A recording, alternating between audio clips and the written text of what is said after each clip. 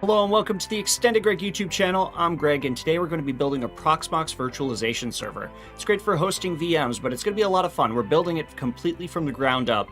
So before we get into it, be sure to smash that like button and subscribe if you haven't subscribed. But let's get right into it. We're about to get extended. Alright, so what we have here, this is going to be our motherboard. This is what the entire thing is going to be based around, which is the MinisForum BD795i SE. And it's not, that much of an exceptional motherboard. The key thing is that it is technically a laptop CPU. So at the end of the day, it's going to be consuming very low power, but it has 16 cores with 32 threads. So that's really the reason I wanted it. It does take DDR5. It is a modern motherboard. It has dual NVMe slots that are full bandwidth, and pretty much, it's a really good option for the home lab. And that's what I'm going to be using it for here. So this video is not sponsored by any of the companies that I'm showing their products for. It's just, these happen to be the products that I chose and bought myself. So some of the it's going to be unboxings, things like that, just because I literally just had it delivered today. So let's go ahead and get started. So first thing we're going to do is just dive right in, and let's check out the motherboard. I haven't actually even opened it. It could be full of rocks, for all I know. But, the manual, nothing special. So I'm not going to go through it all ahead of time. I do have a parts list inside of the description. So if you do want to build this yourself, you can always do that. But at the end of the day, it is, we're just going to build it. So it may be a bit of a long stream. I do have an anti-static, it's an anti-static cutting mat. So it's capable of building directly on top of, but we're still going to put the SD bag in its place. But let's take a look at it. So this is it right here. It's very small. It's a mini ITX, but it's got a decent number of features. Just going through the connectors really quick. It does have a full-size X16 PCIe 5.0 slot, which I like a lot, and it does support bifurcation. You can either do 8x8 or 4x4x4. Then we have the two SODIMM memory slots, up to 5200 megahertz. Power header, pretty standard. It does have front panel USB 3. And it has the NVMe slots as well. So we're going to be using both of those. We are going to be setting this up in a RAID configuration. And then there's this little connector. I don't know what it is, but it looks like it could accept a wireless card with a single PCIe lane. I don't know. Yeah, honestly, I'm not entirely sure what that is. It wasn't actually called out, but I think this can take a wireless adapter. Because, to be honest, it does have this, but it's not supposed to have wireless capability. And then on the front edge, we have the usual fun, right, which is audio, analog audio in and out, 2.5 gig network, USB 2.0, 2 ports, a USB-C that does act as a display output as well, but is otherwise a USB 3. DisplayPort output, HDMI output, and then 2 USB 3. So it's pretty nice, and it comes with the heatsink, everything else like that. So yeah, and the plate, of course. So here's what we're going to do. We're going to try and figure out how to mount the fan. And the fan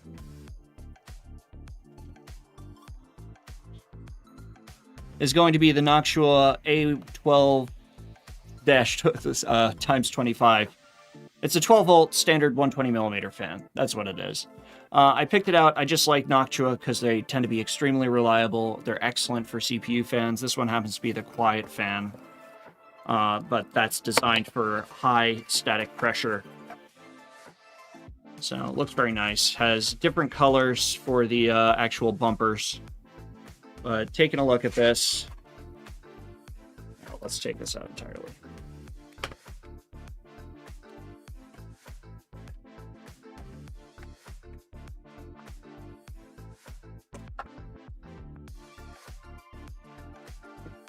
Got it well packaged. Again, I haven't taken any of this stuff out of the package prior to this. All right. So we have the bumpers, everything else like that that go on the sides. But this will mount on here, but you notice it is bigger than the heatsink. There are supposed to be brackets that will screw onto here in order to be able to mount a 120mm fan. So we're gonna try that out. So, and that's not gonna have a problem fitting in the case. The case is too big to put on here with this at the same time until we get this assembled initially. So before we mount the fan itself, although I do wanna just make sure, like these are the actual brackets that came with the motherboard for mounting the fan. And it looks like they do. It will work, hopefully. And then these are the rest of the bumpers. None of this stuff is RGB just because it's going to be in a place where I can never see it. So there's no point for me, as it were. So the next things I got are for RAM. I have Corsair Vengeance DDR5, 96 gigabytes, and it's 5200 megahertz, which is the top rating of the board. It's reliable memory. That's really what I want, because at the end of the day, this is going to be hosting a lot of virtual machines, so I don't want it to be unstable. I'm not going to be overclocking this, as it were, or at least not significantly. And then I have two Western Digital Black SN850X NVMe drives, which I'm going to set up in a RAID 1 using BTRFS. So that's just my choice. You can do ZFS, you can do however you want, but I like BTRFS because I can expand it in the future easily, where I would have to create comparable sets and do all kinds of jump through all kinds of hoops if I do ZFS. So going on from here, because we're going to be mounting stuff over top of this, we want to put in the RAM and the NVMe first, just because it's going to be difficult to access. So we're going to do all of the stuff that we can on the surface right here before we get into it. There are no instructions that came with this, and I did look to see if there was anything interesting. I could not find anything. So we're just going to kind of see how it goes. All right, so already right off the bat, it doesn't have screws. It just has these little pin things that retain the actual NVMEs, which is pretty neat, but they feel kind of loose, but they're not going anywhere, so I think it'll be fine. So these are brand new, so it doesn't matter which order they go in at this point. So I'll just start with the first one.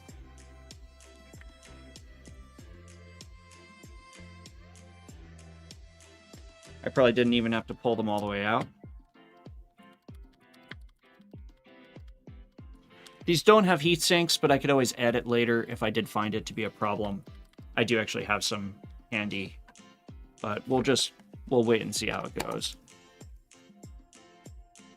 They are way faster than I really need, but I think the key thing is IOPS. So having enough IOPS to be able to serve multiple things, especially if there's going to be database servers that I'm potentially hosting, I don't want it to be bogged down because other machines are accessing it at the same time. So there's not going to be any spinning disk or anything else like that. No SATA. In fact, this board doesn't even have SATA, although they do have versions of it that do. I just chose not to get that. But these do like 750, something like that.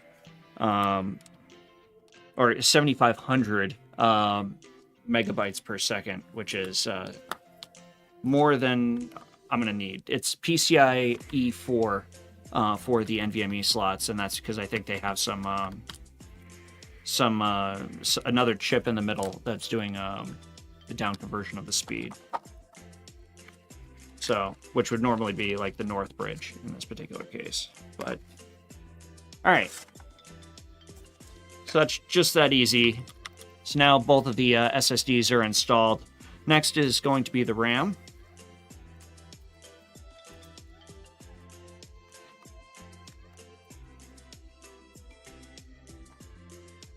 All right, so the DDR5. Again, I put all of that inside of the description if you do want to check it out for yourself. And once again, this is not an endorsement of any of this. It just mostly it was the cheapest at the point, or it was on sale. So, assuming I can get it out. There we go.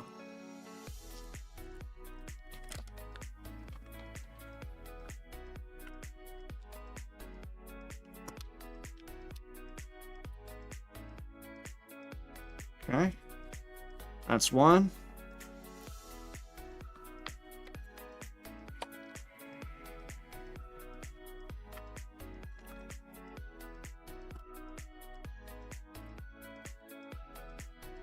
Okay, and that's two. So that's seated in there nicely. The stickers are going to help make sure that it stays warm. So, all right, so next let's mount this fan. I'm going to remove the extension here just so we can make this a little more reasonable. But it does have a number of... I'm sure this is proprietary somehow. So let's see. So I do think it mounts something like this. So I'll have to screw this in first. And then this will just sit on top of there and screw in somehow. And it does have some long screws. So I take that's probably what it's going to be. And then we have these tiny, tiny little screws right here that I think will mount it together. Let me grab a magnetic parts tray so I don't lose all of this.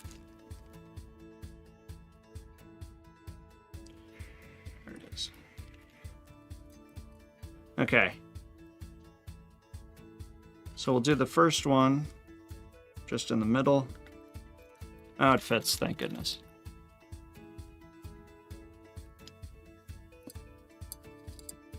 And it's nice, they have a little piece of thread lock on there. So vibration and things like that hopefully don't work these through if you torque them down correctly.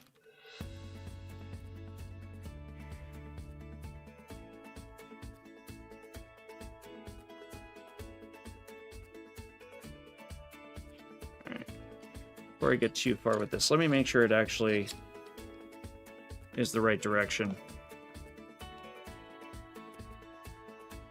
Okay, yeah, it is.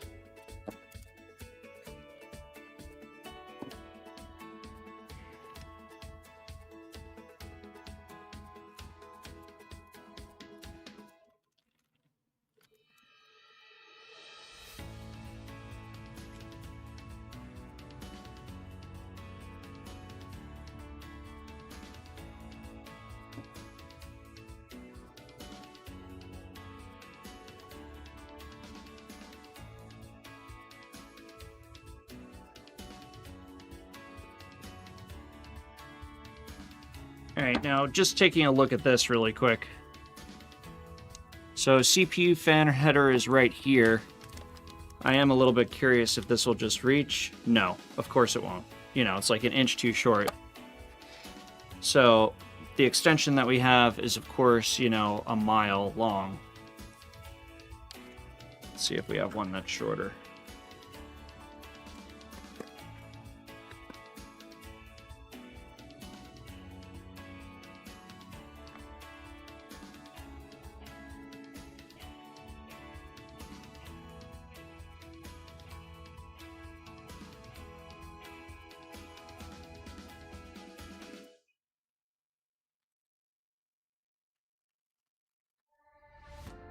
It doesn't have the extension I want, but since it came with it, I'm going to put on bumpers. So what I'm going to do is white for the top.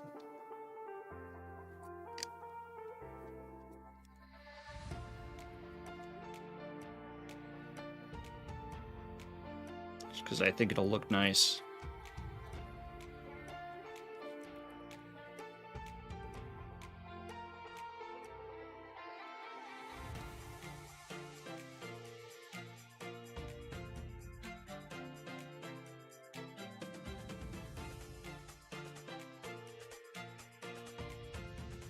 And I was thinking maybe black for the bottom for vibration absorption. But, because it will support it.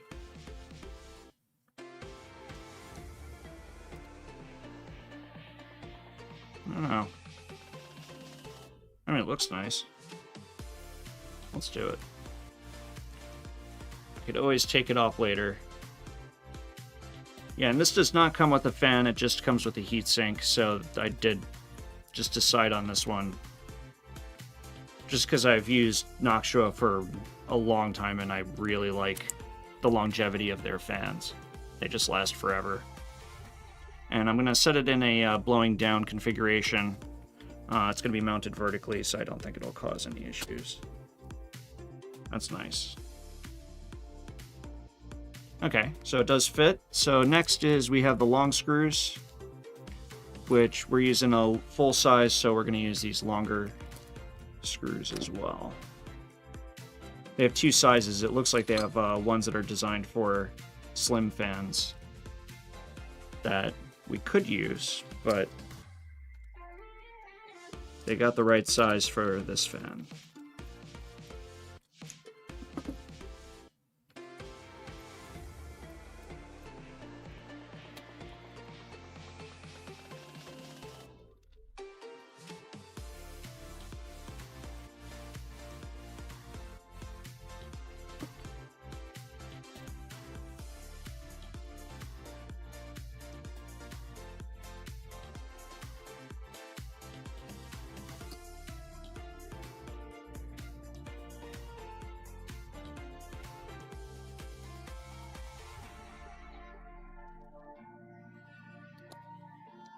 Okay, now it's tied down very nicely. I really wish I had a shorter extension.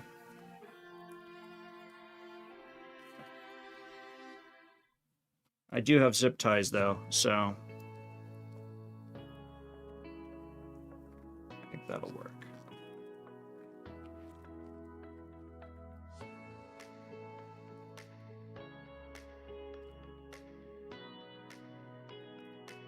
So it's not a rat's nest by the time we're actually getting into the full cabling.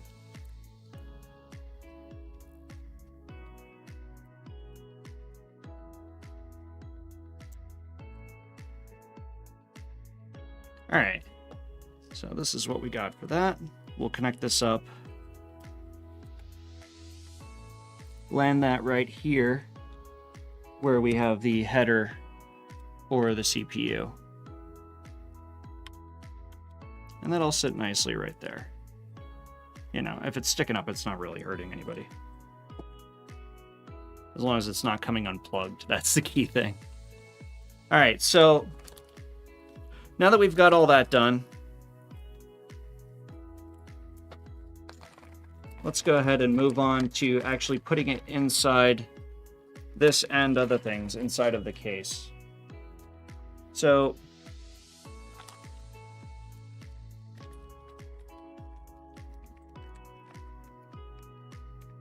and I'm just looking. So what I'm curious about, like, I don't see anywhere where it has Wi-Fi on board. So I do believe that that is just, that slot that we saw was for a Wi-Fi adapter right in here.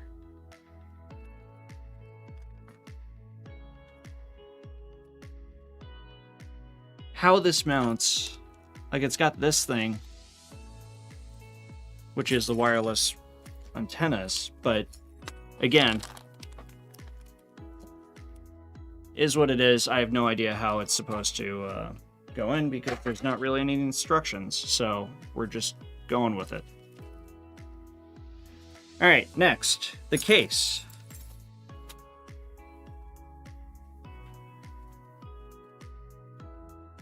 So this is a Cooler Master case. Nothing special about it. It's like 40 bucks. So that's why I got it. Because again, it's nothing crazy. It does come with one fan internally already for the case. It has front side USB 3 and, you know, pretty much nothing about it. It can be put horizontally, which is one of the reasons I liked it. It does have a glass top, so I could have done RGB, but, you know, at the end of the day, not a particularly hardcore case, but it does have these nice mats that are magnetic on the side as filters. So the whole case is like perforated. So that way there's heat is able to, or good airflow should be able to go around it. In my particular case, I don't have air conditioning from where my computer was going to sit. So I think it's a good option for it. But it has it on the bottom, sides, everywhere. And, you know, keeping dust out of a machine is the best thing that you could do for it in terms of its longevity. All right. So I'm just going to pull this cable out and get it out of the way. So there's two things that we got to do in here. First thing is we got to put in the motherboard. I've already put in the standoffs in the appropriate place. So here it says holes marked with I are for the Mini-ATX. So they have the MI ones over here. So it's used for both. But we actually only need the 4 screws. And this, with the plate, is just going to set down in here. I'm going to check clearance really quick and make sure that I can actually fit the case fan with the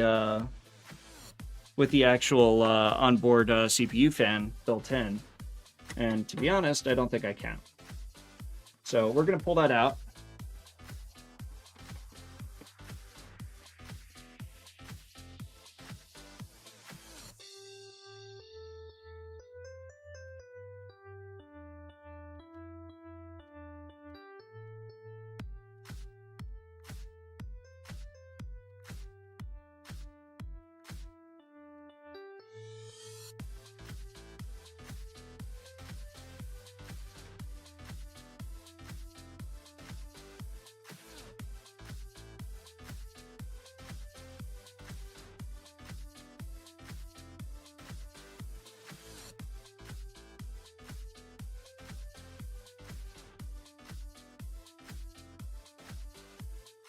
And again, because this has so much space for airflow, I'm not actually concerned if I don't include this. And this is just a Cooler Master fan, so it's nothing special. In fact, I wouldn't necessarily expect it to last forever. I like their cases a lot more than I do their fans, but you know, we do what we can.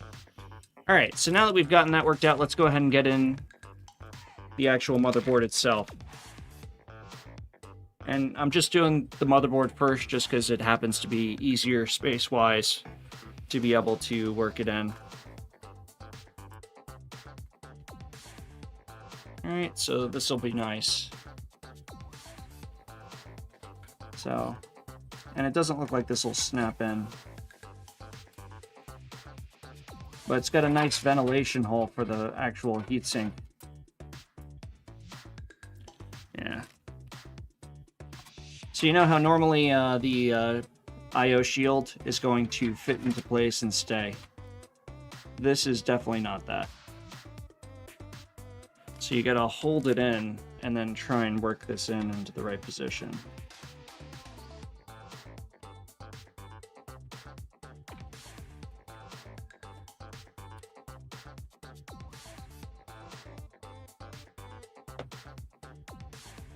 Oh, nice. Very good. Okay. And now I believe these... actually, these didn't come with a case. Where's the case stuff? I have another bag full of case stuff somewhere.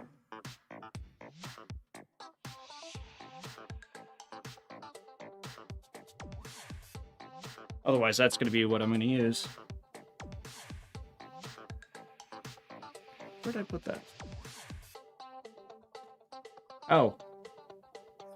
I prepped it ahead of time, put it inside a magnetic tray. Alright. It's like we're short some parts here. I'm going to just do the one closest to me first. And then the one furthest, and then do the two in the back. Not tightening them down all the way, but pretty much all the way.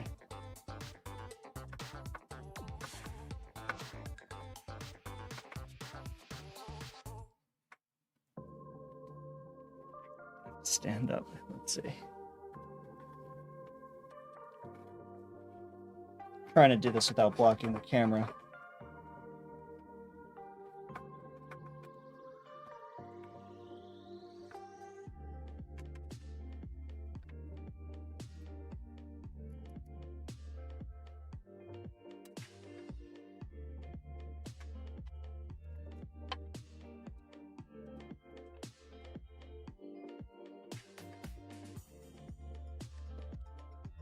We are not leaving that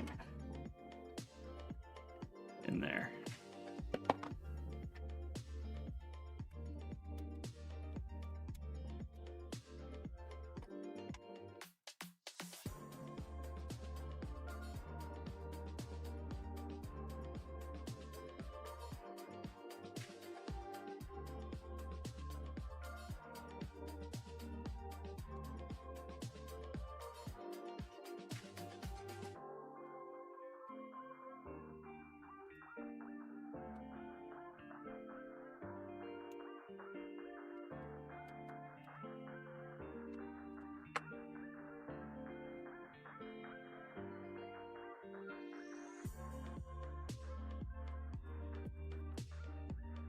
All right.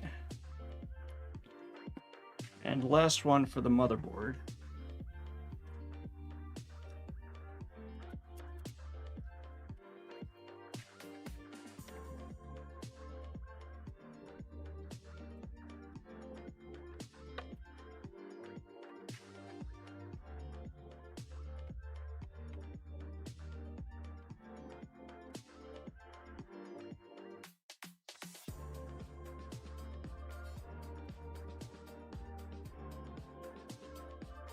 Looks good.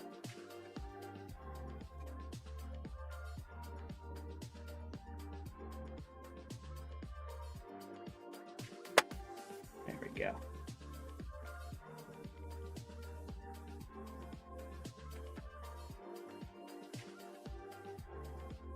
All right, so now that's mounted. We need to get the power supply mounted as well. We'll have to do some cable dressing and things. I'm just going to pull these back through. We'll pull off the other panel to actually just dress that up a little bit. I'll hang these off the back.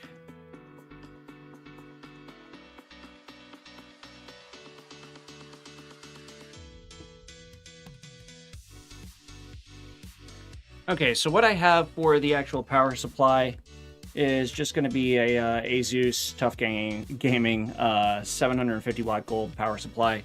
I did want a platinum power supply just because this is just going to be running constantly. But at the end of the day, you know, they're like twice the price versus gold. So just pulling this out of the box really quick.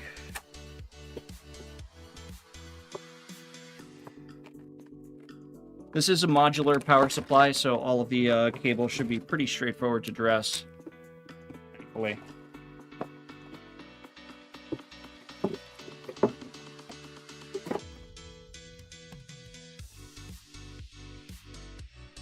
Alright, so this is what it actually looks like. Need to make the decision of which direction I want to mount it. I am going to put it so it pulls air from the inside, just so it doesn't choke. Also, I think the screw pattern requires it. Oh, I did want to see something. I think there's a separate bracket.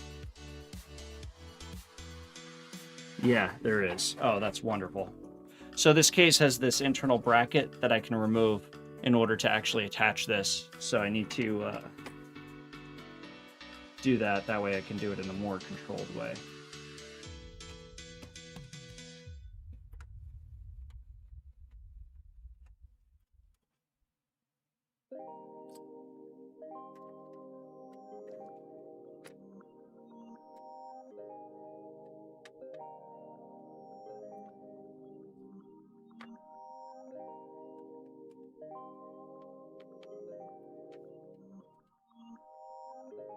And you see the bracket I'm talking about.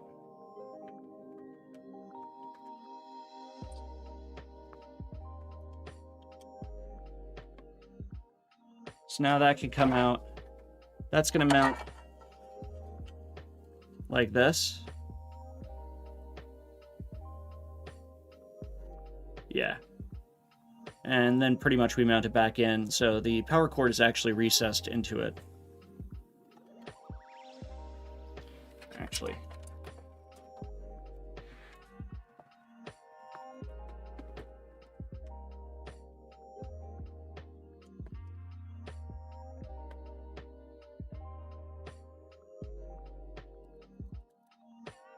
And it should be the same screws.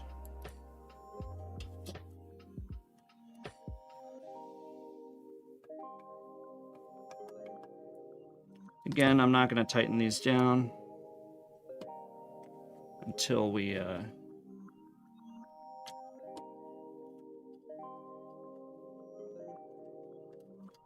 get all of them seated a little bit. And they do have nicer screws that are just the flat ones, but I actually like these as long as they're not the hex head.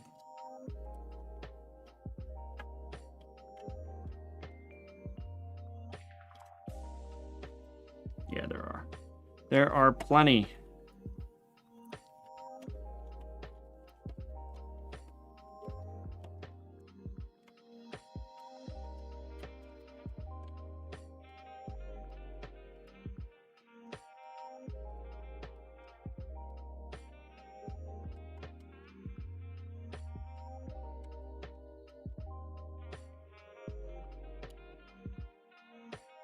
That's beautiful. What a wonderful thing. Okay, so now let's put this back in the case.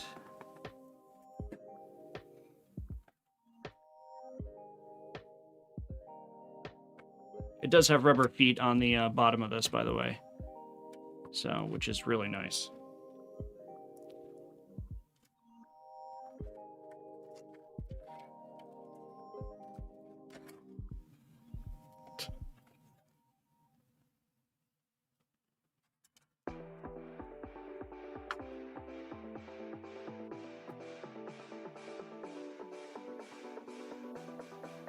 Yeah, the holes pretty much line up already.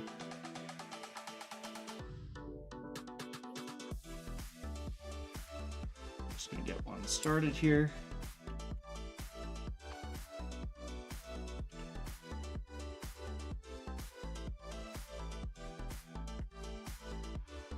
And another.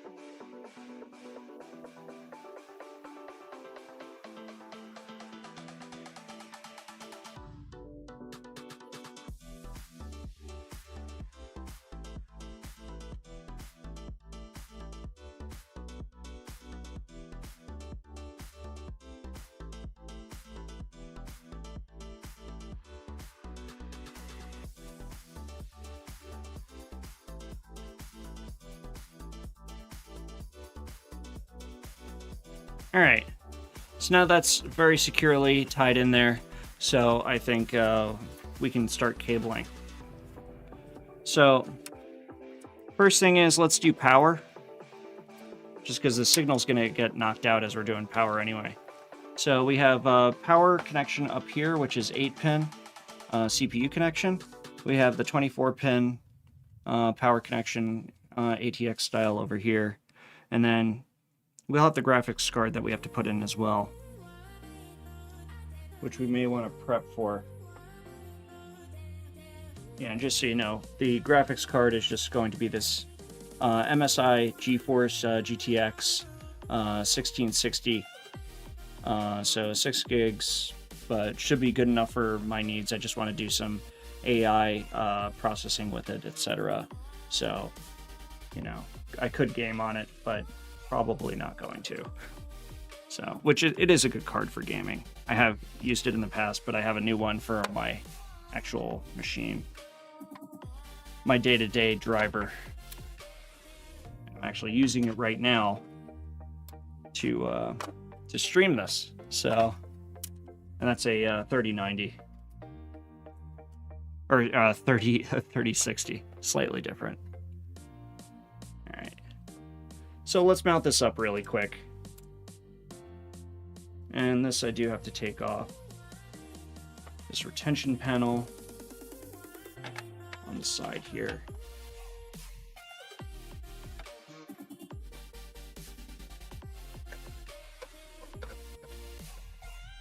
Somehow. Oh.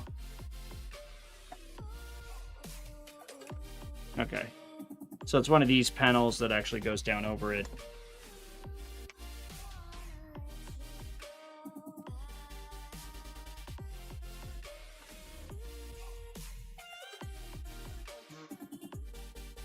All right. I can't see what I'm doing, so I think I got it in the slot.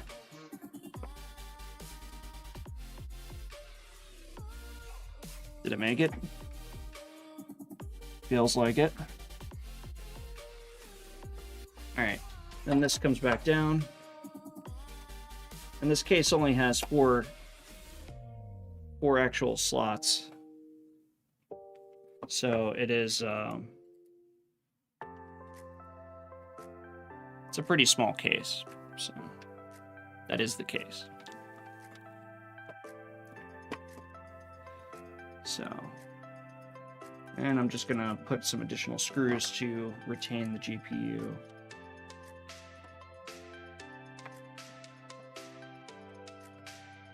Make sure as I'm plugging and unplugging it doesn't go crazy.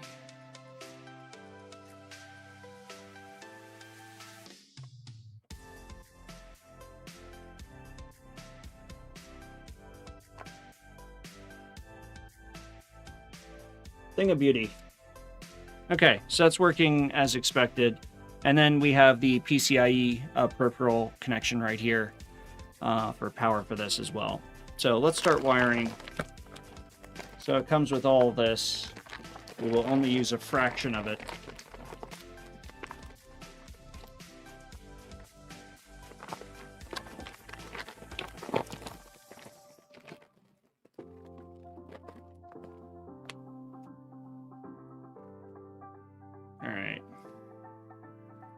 So we know we need the ATX cabling.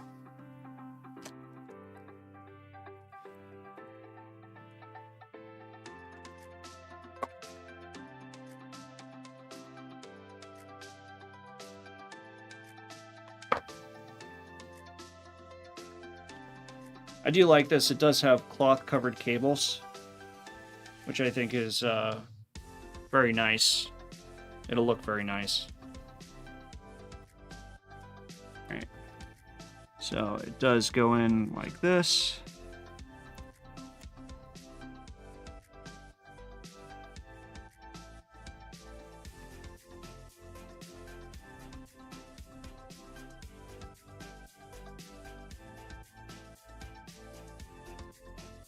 Do some preliminary dress as we go through this.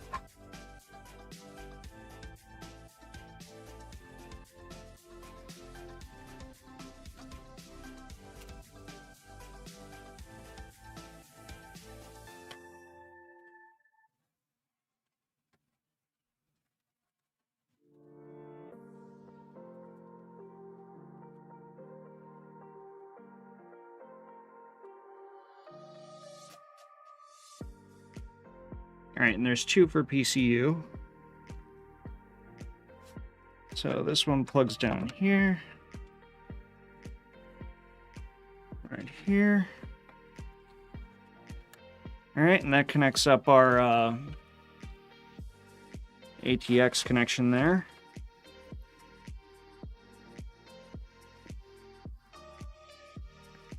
All right, and next we have the 8-pin CPU.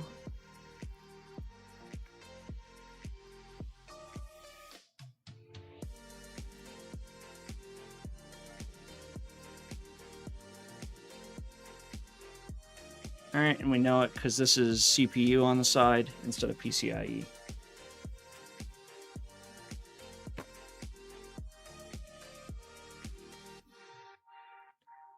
So we'll connect this. I can't see it, but there we go. That's in. I'm just going to run it the same direction because I think it'll dress nicely.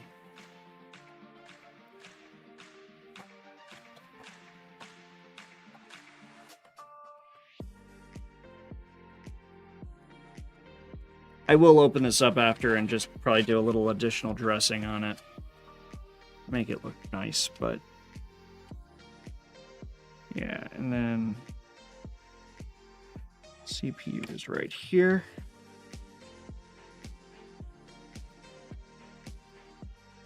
But we are going to dress this up. It came with these nice Velcro. We're just going to use it.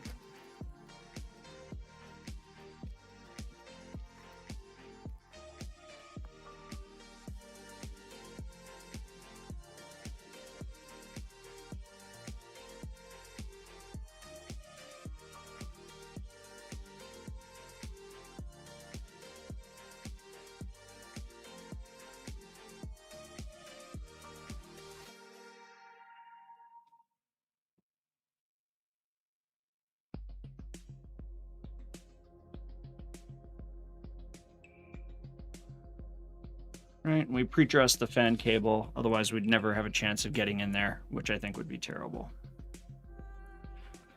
So we got that. Make sure these are all going the same way. So last cable we got is our PCIe. And it's this one right here, says PCIe for the graphics card.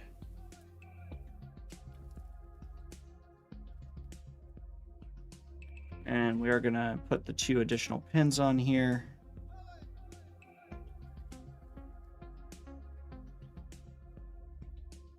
Do go on this side. It's got the tab there.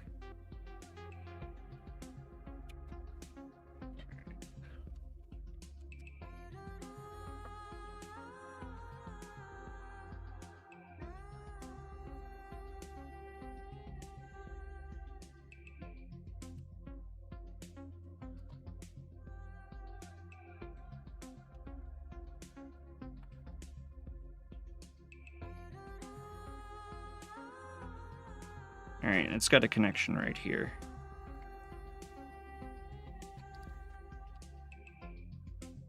Which says PCIe, but is not.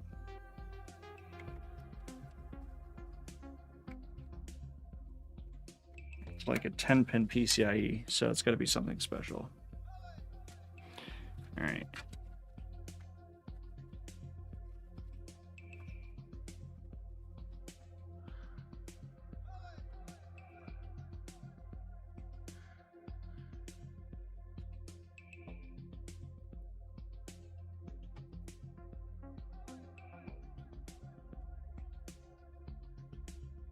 So all the power cables are in.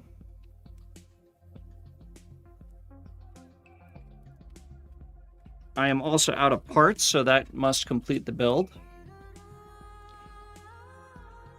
Now, all the we have to do some just a choice few signal cables to the front panel.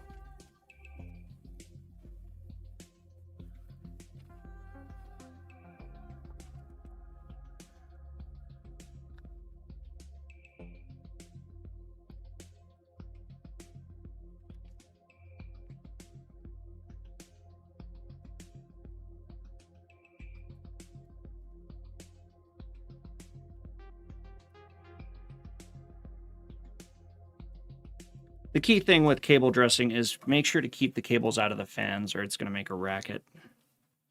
So I just want to make sure that nothing's going to decide to go off on its own. There's 2 fans on this side right here. So as long as it does that, that's fine. And I'm not overly concerned about the cables on the other side. Again, I'll just go back and dress them at a later time. So we got a couple cables up here. So we have, looks like our audio, which may or may not be used in this particular case. We have our USB 3, which connects to a header right here.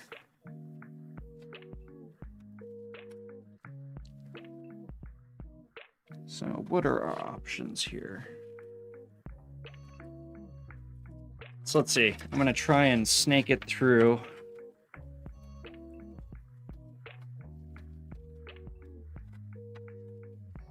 If this was standing up, it would be a lot easier, but I don't have a way to shoot it with a camera. But I think this will look very nice. Okay.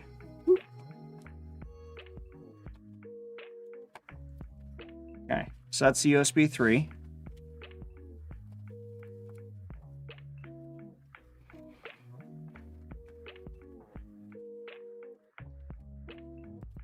Next is the audio. I don't know if there's an audio header on here. I see the front panel. Oh, there is an audio header. It looks like. Looks like it matches. So let's try that. Gonna try and feed it the same way.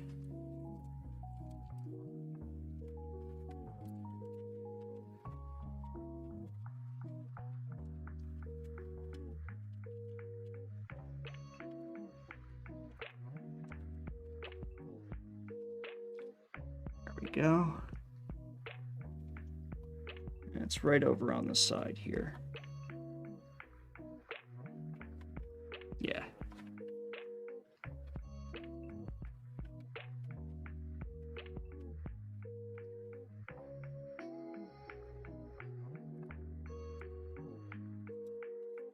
Right. Last one is the front panel.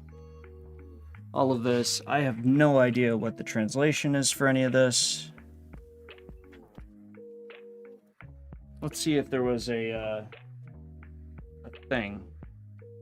By that I mean like a manual or something that we can reference. But I'm actually not sure it did. Like the power supply came with more stuff than this had. Okay. So I got this piece of paper. Which directs us to the website, new support. And then I got this piece of paper,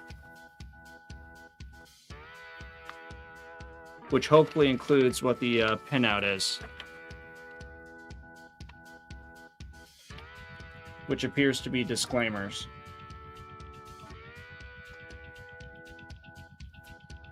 All right.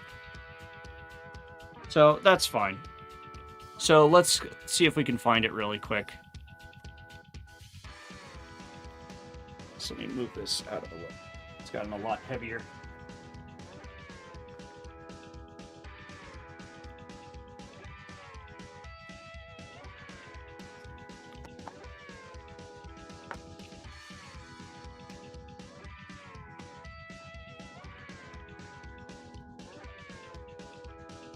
And what did I say this was?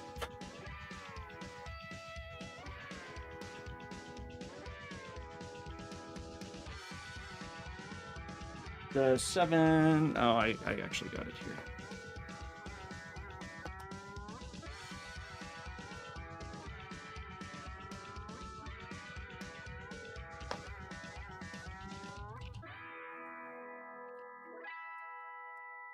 $79.5 ISE.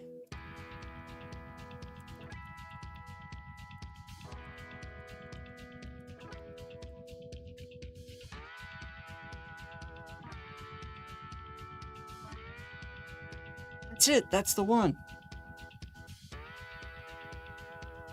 Is it gonna say anything helpful?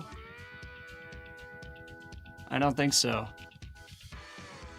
This is the issue with getting like low volume, you know, or these kinds of things. where it's not necessarily the going to have everything that you need in terms of information.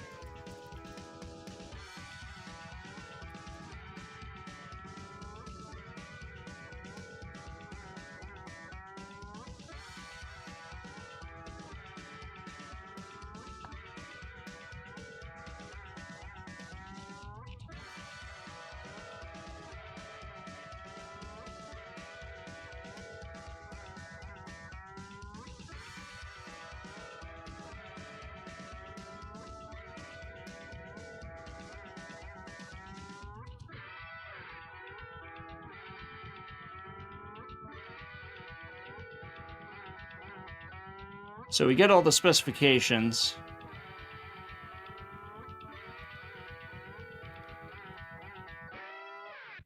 We have drivers. Oh, we do have BIOS.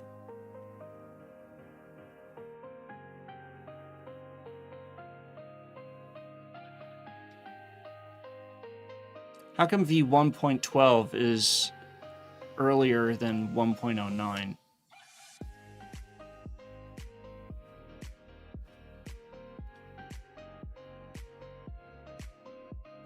Oh, that's not sketchy. All right, we'll work on that. All right, user manual. Oh, ew.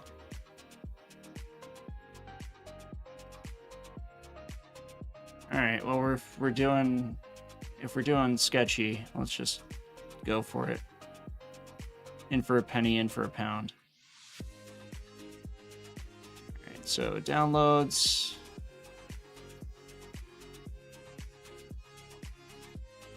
Yeah, let's open it with Edge.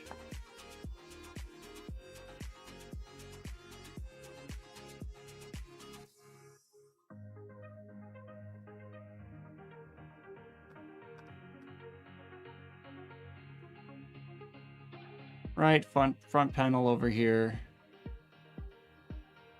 There we go. All right, front panel headers.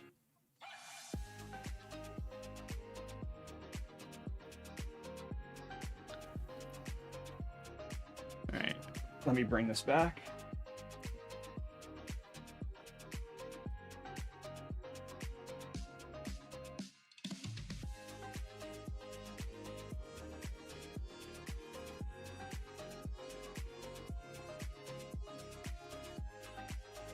All right.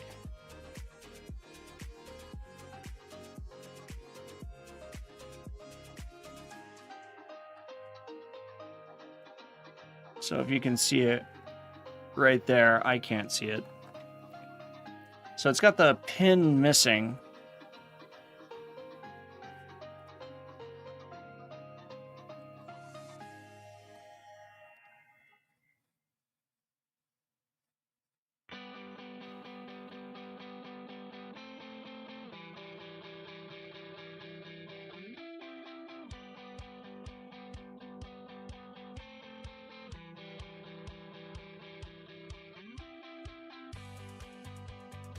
Yeah, critical flaw. All right. We'll have to do what we can. Okay. There we go. Okay. So power LED, so we see the connector goes sideways like this. Power switch. That's the big one, honestly, the power switch. So here we go. So let me feed this through so we only have to connect it once. That would be really cool.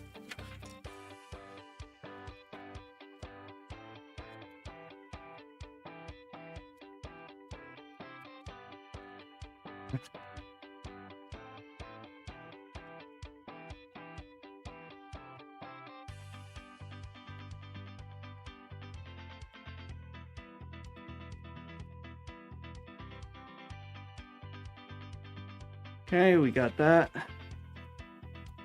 Next one should be easy.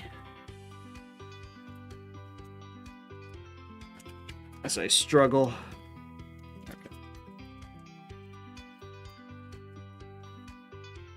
Okay. So first thing is power switch. So power switch is on the two that are alone.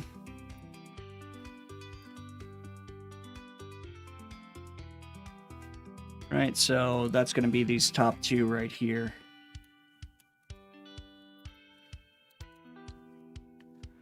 Power LED. So power LED, we have a plus on the outside, minus on the inside. Let's hook those up as well.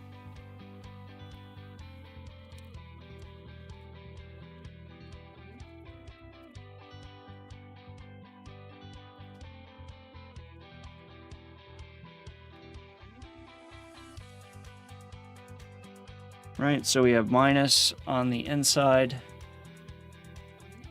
plus on the outside.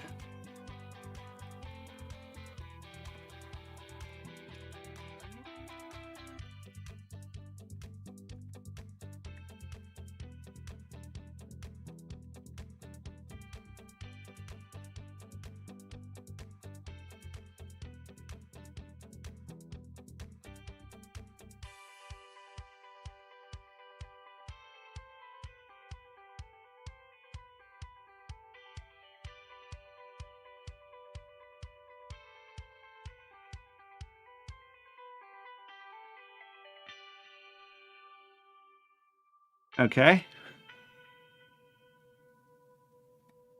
Hard drive LED, right, is on the bottom.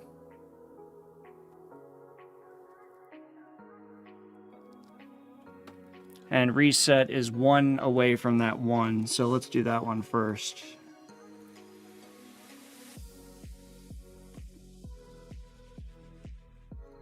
So reset is just below power on the end, and hard drive LED is right next to it.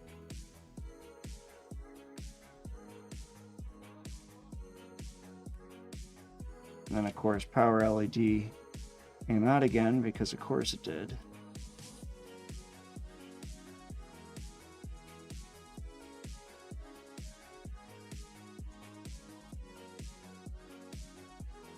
Yeah, it's one of these things where you wish that they would standardize it so you never have to deal with this. Like, just come up with a new thing and mandate that it has to be in a certain way. And then they'll all do it. I mean, look at PCI. You don't have to do individual pins for PCI. Something else is also the retention on these is terrible. Alright, so both came out. That's fine. I'm going to tear a little extra slack here. Alright, so once again, minus on the inside.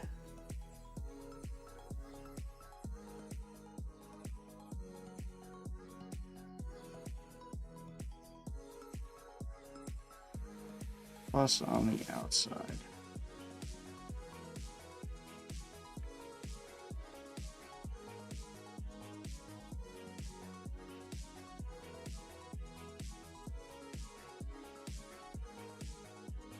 Okay. The odds of this staying connected are slim, but that's okay. So now I'm going to cable dress this in with the power, which I feel fine about.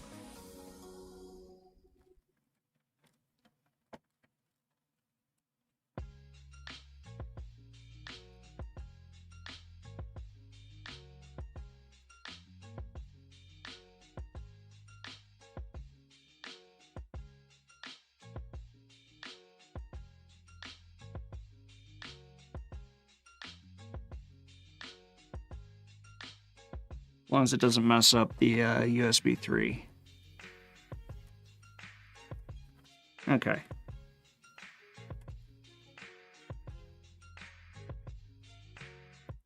I'm okay with that. I think it's going to be fine. It's not... Gives a little bit of strain relief to this, so that way it's not coming up. Because some of these pins probably need to have their pins crimped a little bit more. I'm just going to pull it, that way it's never under tension in any circumstance. So terrible, but good at the same time. So, great. Alright. So, Now we've done that, so we have our computer assembled. Pretty much I'm going to set this up on the side here. All right, so I'm going to get a bunch of stuff out of the way.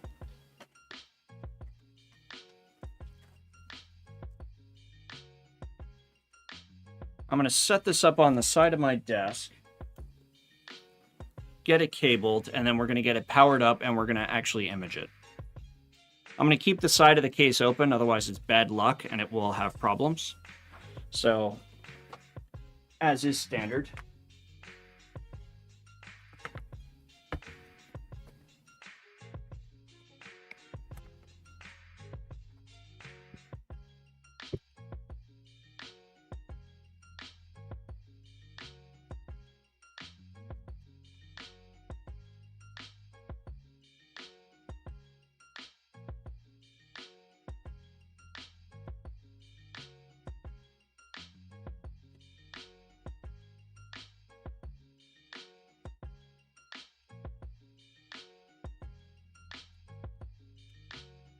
Just right off the bat, I have no idea whether it's going to boot to the internal or external graphics card. So we're going to figure that one out as we go.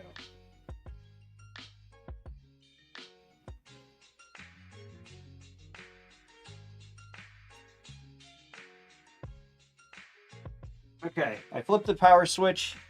No smoke. So I take that as a good thing.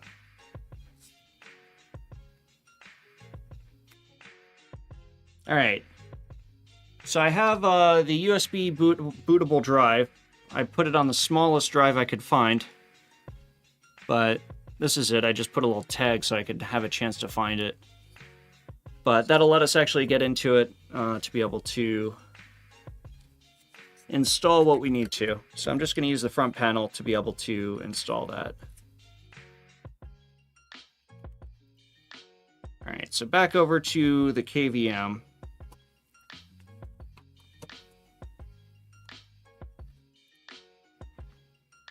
Let's switch over to the one that it should be. All right, which it's off right now. I'm going to press the power button. Okay, I do see a power light. Fans are starting to spin up. It's a very dramatic scene.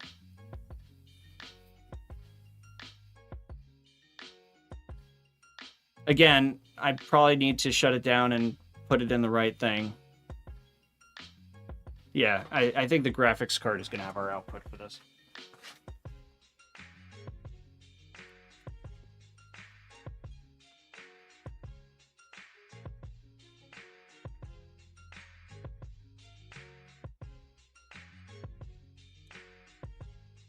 And also, we need to go into the BIOS.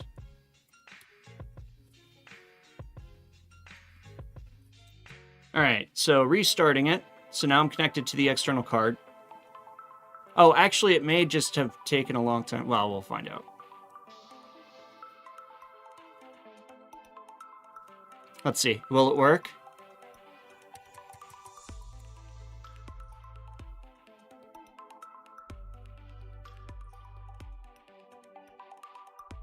This is exciting waiting for this to actually connect.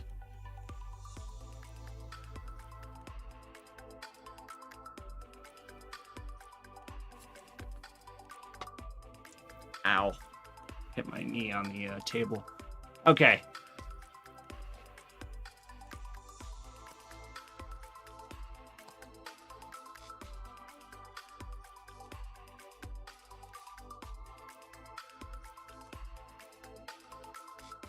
It is remarkably quiet, though. I'll put it that way.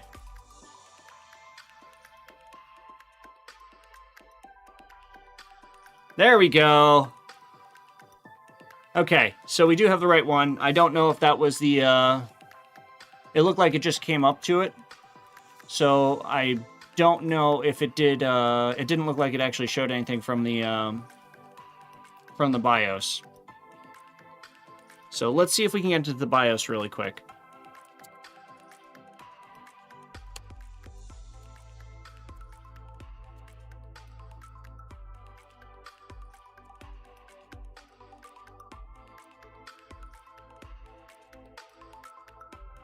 Okay. It has a UEFI BIOS, so it's nice and graphical. We'll go into setup really quick. So we want to make sure that we have a few things already set before we actually get into trying to get Proxmox to run. So we're going to go into advanced. We'll do CPU configuration. Check all of that out. It looks beautiful.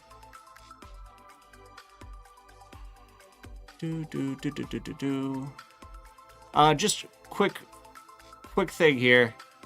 This is the first time I'm setting up Proxmox. Before this I've used Unraid, so by no means an expert. I expect to make mistakes on this, but I do know there's a few things that I want to take care of, specifically enabling virtualization. So regardless of how you do that, even if you do it on your own PC, you need to have that available. So we just need to find where that setting is. Also, we're not doing hardware RAID. We're going to do software RAID through BTRFS.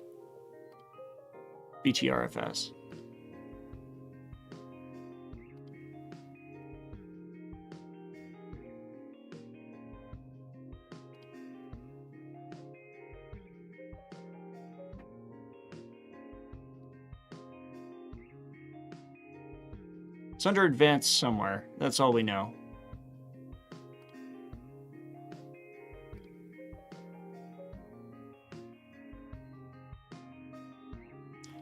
Yeah, I'm leaving this on auto. C states, I actually don't want C states. But I think it should automatically disable. This is where you would set that bifurcation, by the way, so you could do 8x8, 8x4x4, or 4x4x4x4. Right, graphics lane speed, totally fine with that.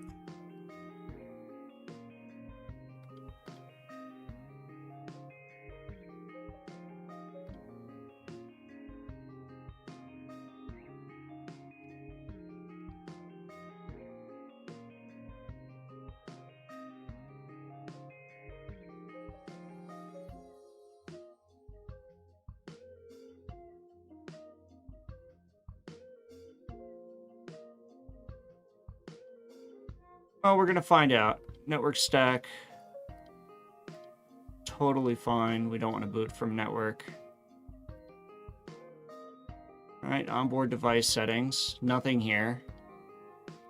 CPU configuration. Nothing there to configure. Trusted computing, which is effectively, nonsense. So the security device support is the TPM module within the firmware.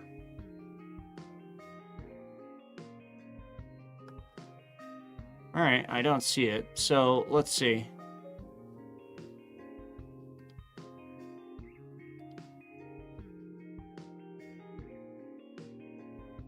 So before we go forward, let's actually just make sure.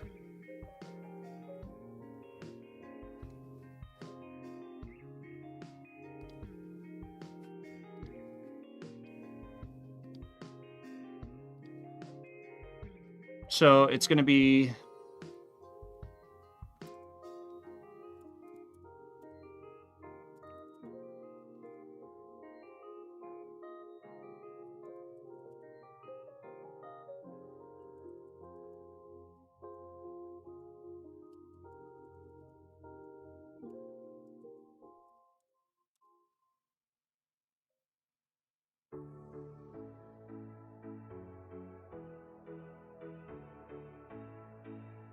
oh, that's going to be terrible. Okay, so there's nothing right off the bat. We're just going to run with it, see how it goes. Hopefully it actually is able to just do it, which is nice. But if need be, we'll do a little bit more research. I think I saw a video that would have something that would kind of lead us into the right direction based on something somebody else has done, another YouTuber. So we'll just watch their video and kind of take it from there. So I'm going to save it and exit. The actual boot options and everything else like that, NVMe is where we're going to install this. So there's no hard disk. And then USB, UEFI, that's totally fine. There's no CD or DVD either. So technically those can go away. Network, really, I don't want it to ever do it. But it's in a good enough order at this point. So we're going to save the changes and reset. And we'll go into the setup. If it flags something within the setup, we'll take it one step at a time and just go from there. Problem solve is needed.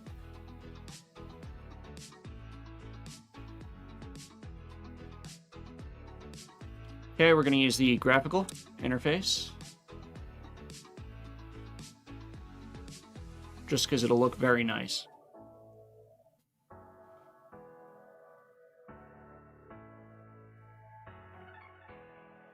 It is loading NVIDIA drivers as well.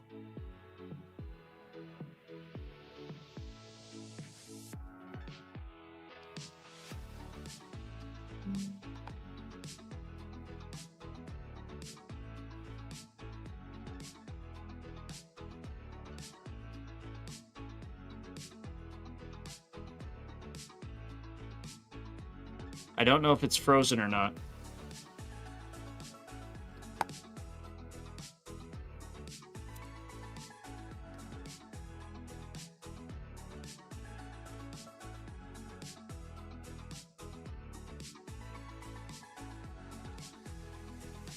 It doesn't look like it's doing anything. Let's see.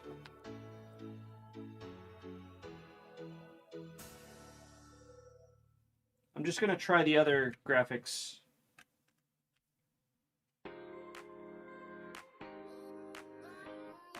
The onboard graphics isn't doing anything, so that's fine.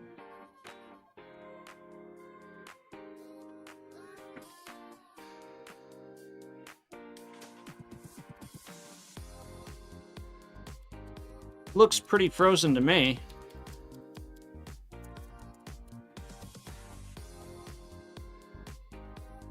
Harumph.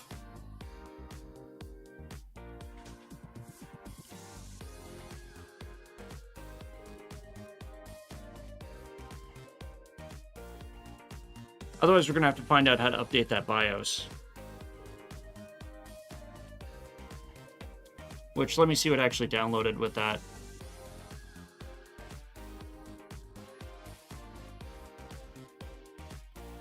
Does it have instructions?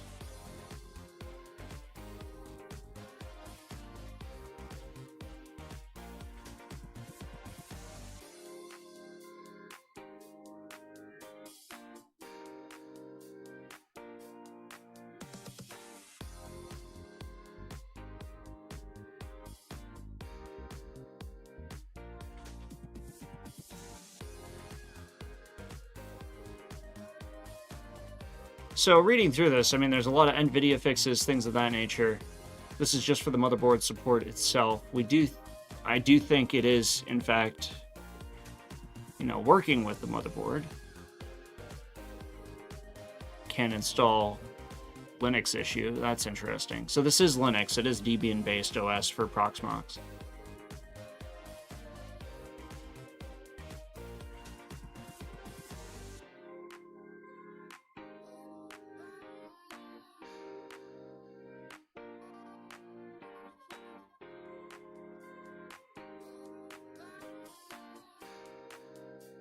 So, installation instructions. I assume you would just copy this to a USB drive that's blank, and it should technically boot. That's my guess, but again, there's no instructions, so nothing to tell you what it is.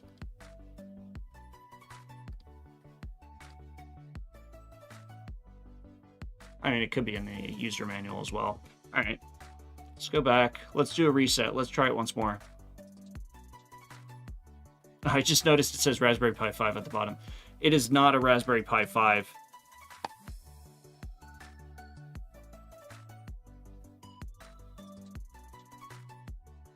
Let's see.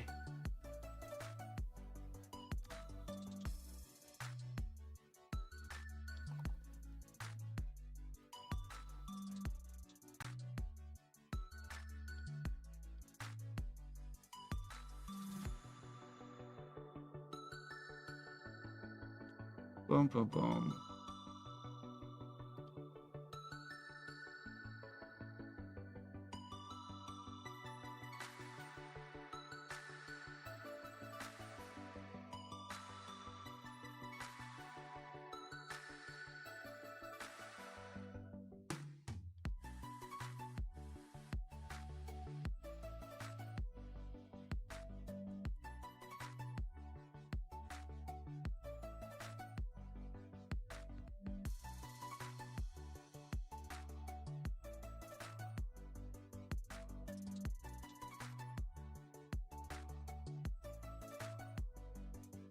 Much better. Okay. Now nobody's getting confused that it's somehow a Raspberry Pi.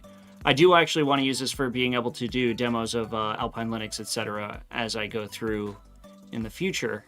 But in order to do that, I have to get it to do things. So we did hook up that reset button. I'm just going to press that right now. We'll see how it actually goes.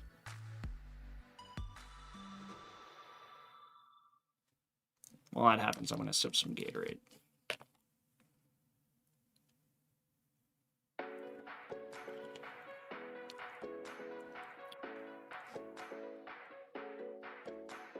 All right, so let's take a look. We could do terminal UI or graphical still. Let's just try graphical once more. If it doesn't work, we'll do terminal, and that should work.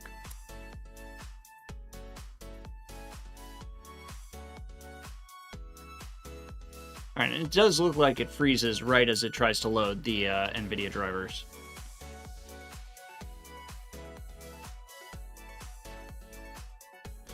All right, let's reset once more, but let's try the terminal.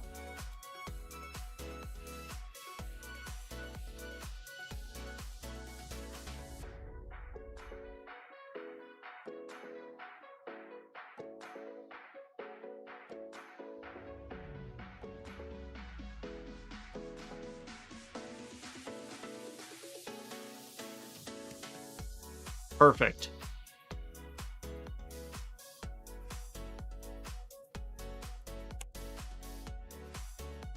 Yeah, it locks up entirely, so it doesn't even follow anything. Like, literally, it just stops. So let me just do this really quick. So I'm hitting the delete key. Let's see if we can get into setup again.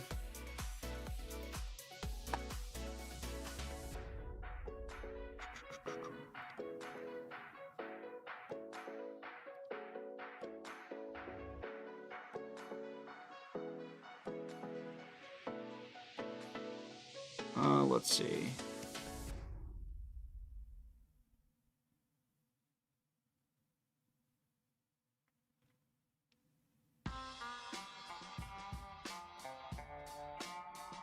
Single root IO virtualization. It has the word virtualization in it. Let's try it. Anyway, I don't think that was it, but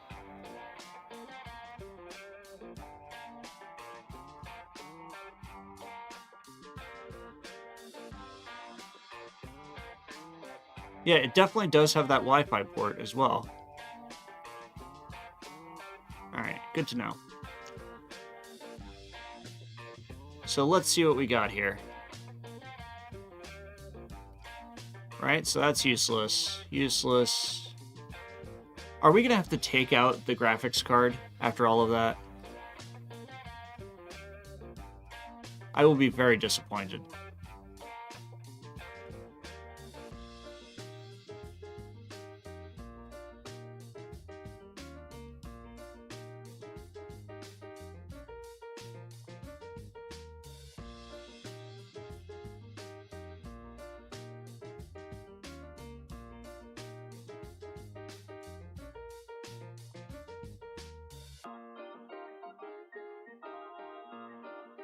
So this is the integrated GPU configuration.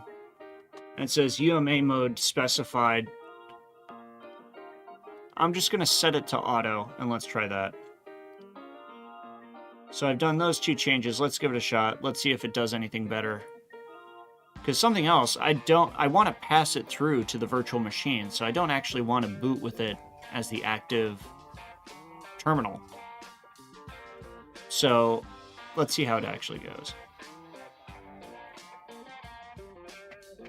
Waiting for it to boot.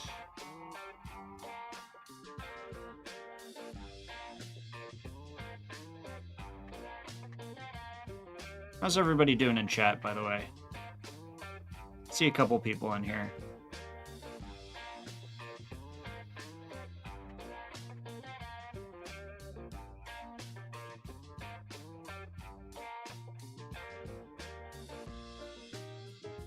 So let's actually connect back up to the internal and see if that did the thing.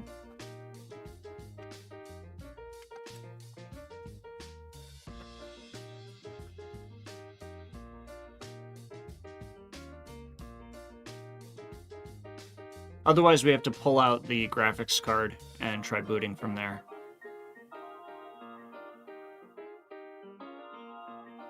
It's a good sign. Okay, good. So this is on the internal. So let's try graphical from here, and now NVIDIA shouldn't be in play. There we go. Those are good errors. Those are the type we like. So now it's connecting to network.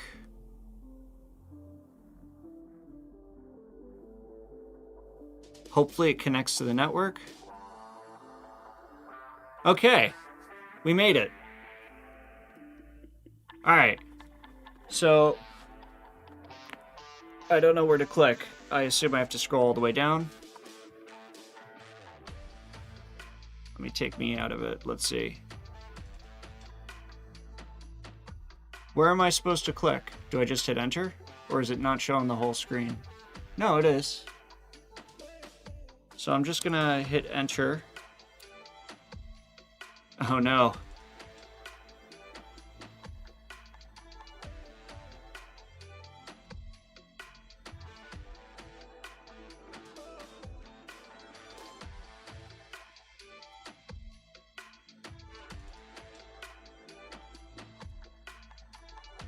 I'm trying to hit things. It's supposed to have an accept button. Let's see.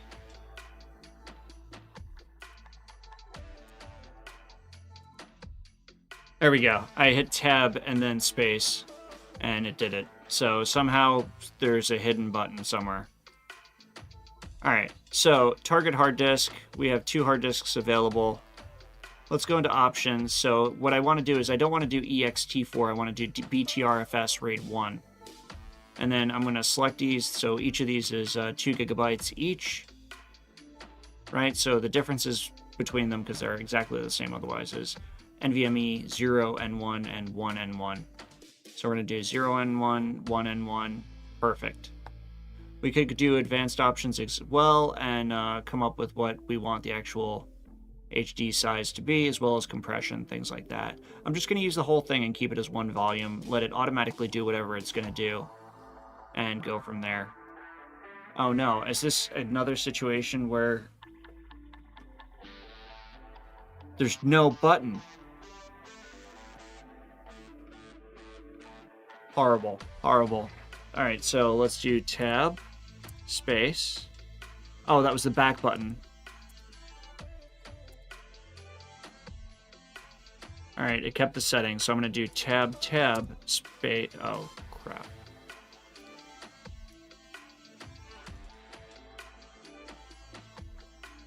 I have a cat. A fluffy kitty. She's coming to say hello. Right? My cutie pie.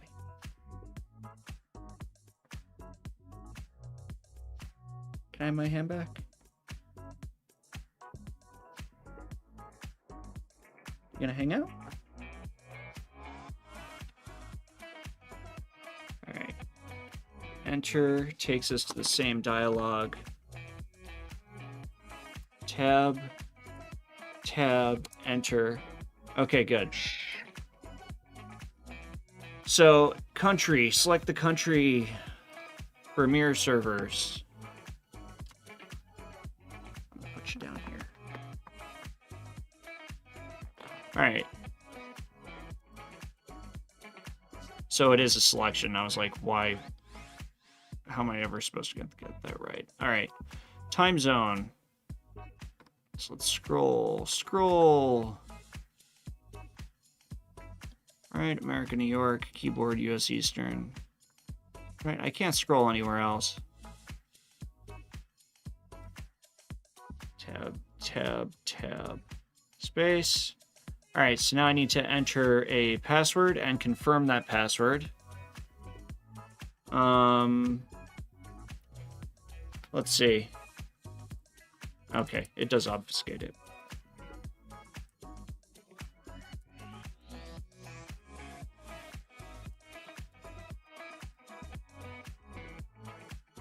And I'm going to hide this really quick using magic. Like this.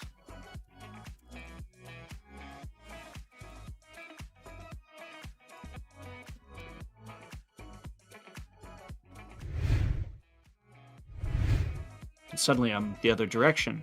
Okay. So now we have our management interface. I only have one network port on this right now. Eventually, I would like to bifurcate the actual PCIe connections and put in a 10 gig E adapter in addition to the graphics card and maybe something else as well. So, remains to be seen, but right now it's all just going to be running through this one connection. It's, of all things, it's not even going to be 2.5 gig, it's going to be 1 gig. So for this, let's do fully qualified domain name. I am going to call it Proxmox O1.internal. And it is going to be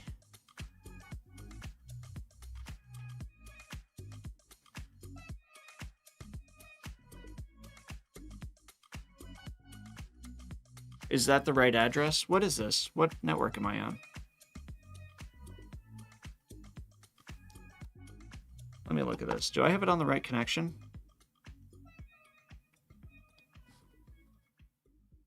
Just a moment.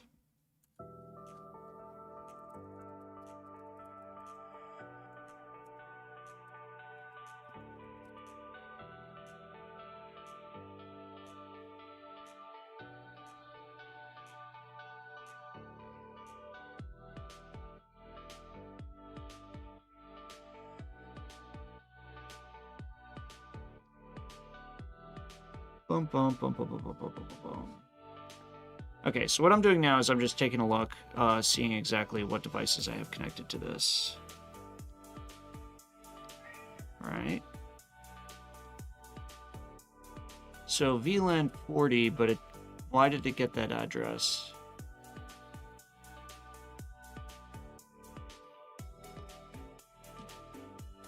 Oh, it doesn't have any address. Oh, okay, so it's making it up. So this may not have any network connectivity by the end of it. So what I'm going to do is fill out what it should be, and then we're going to go back to figuring that out from there. So let's do...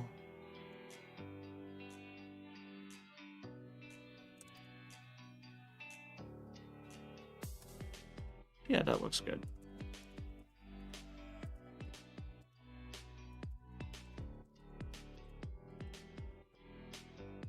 Okay.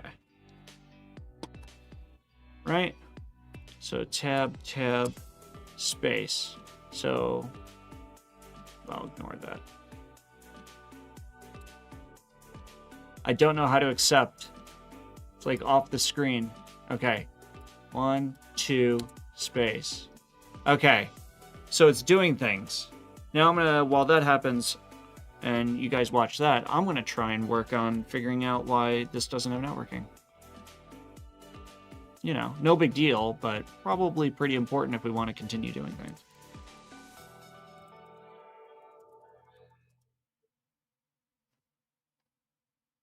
The real question is, can I fix it faster than it installs? Because clearly it's hauling a little bit.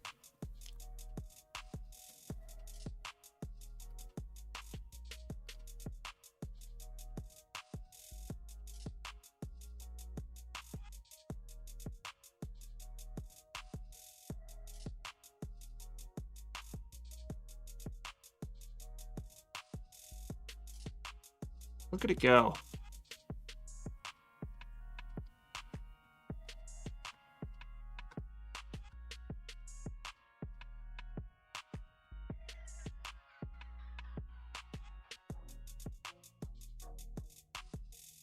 So as it reboots, I'm going to disconnect the USB drive.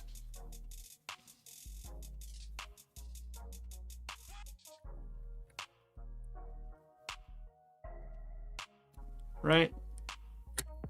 So port 8006, I unplugged it.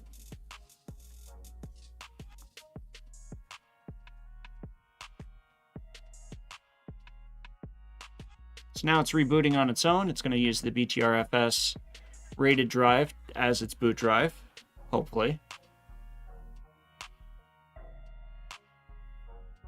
Excellent, and it's still using the onboard, which I like. I'm just going to let it do whatever it's going to do. So no intervention on this side.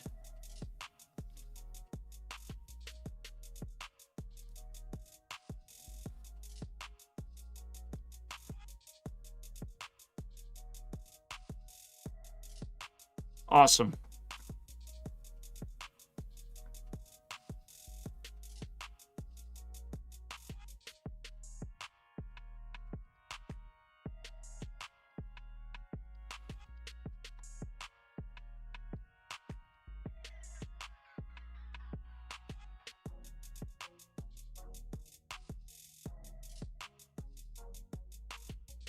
Right, that one's set. Let me actually make sure, do I have this set?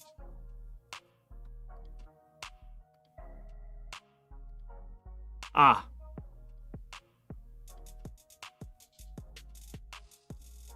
Okay.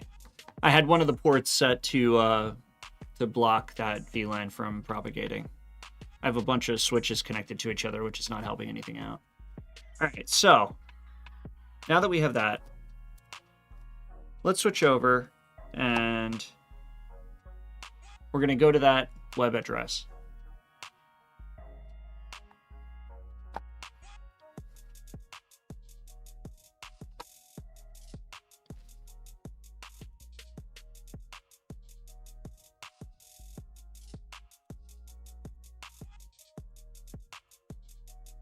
Okay, unsafe, that's fine. Continue.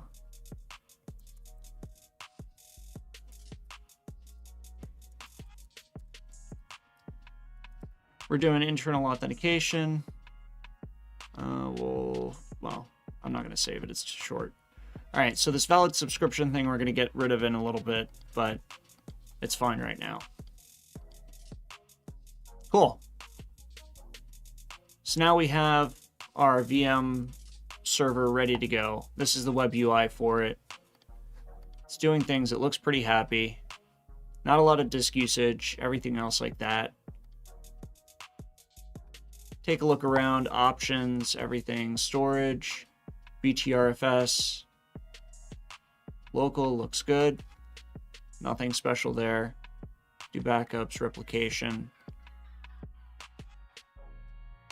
No, it's all right, no stuff. We don't have any clustering because we only have the one node. Status, standalone node, online, yes. Nothing running. Resources, we see all 32 cores available. We see 94 gigs, of which we're using very little. Storage, we see the 2 terabytes. So that's perfect. No subscriptions. It's going to remind us every single time. So that is the thing about it, is they have a support subscription program that you can use. Right, so we have users, so I'm just going to keep doing this as root. So let's go ahead and create a VM. And this should actually take it from DHCP. The fact that we're able to connect is a good sign. So let's make an Alpine Linux instance.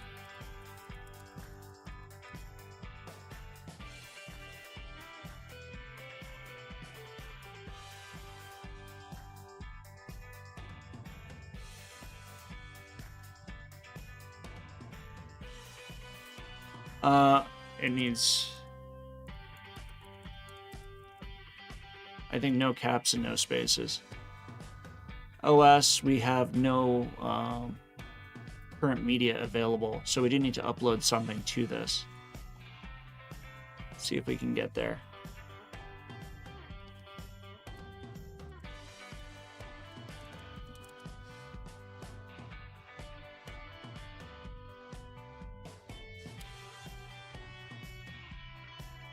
Short answer is no. So let's go back. Let's try and get that all going.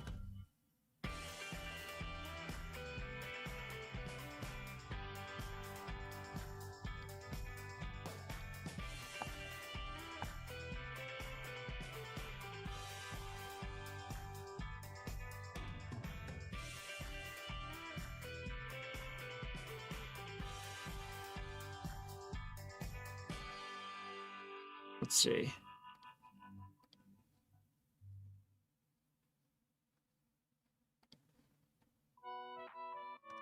All right, should have everything.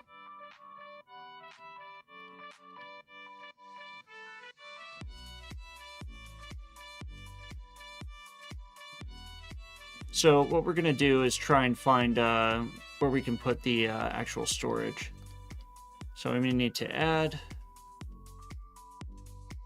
And what I can actually do is add Samba.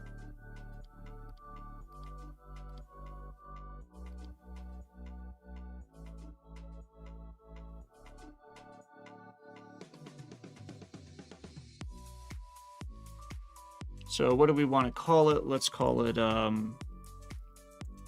ISOs. Let's see if we can do caps. Yeah, we can. Okay.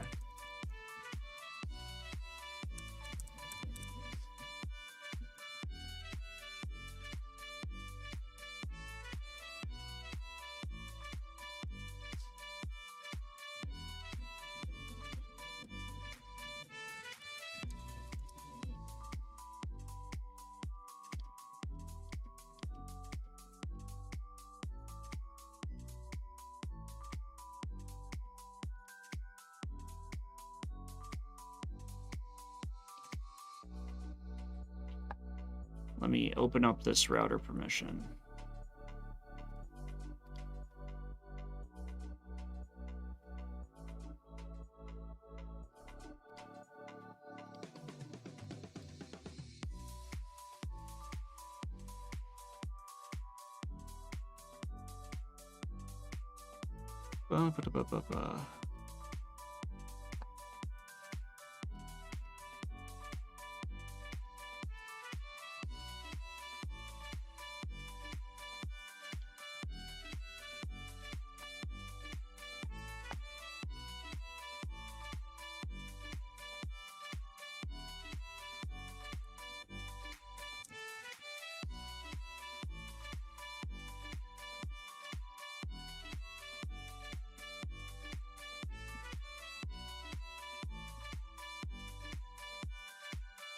Do.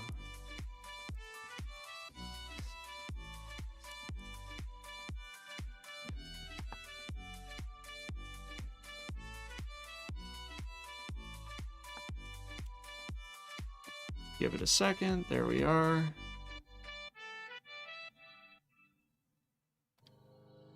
ISOs. Okay, content is going to be ISO images. No disk images. Perfect. And we're just going to leave it at that. So we'll save it. So ISOs is there. We can add a second one as well. We're just going to see if we could do it on a local drive.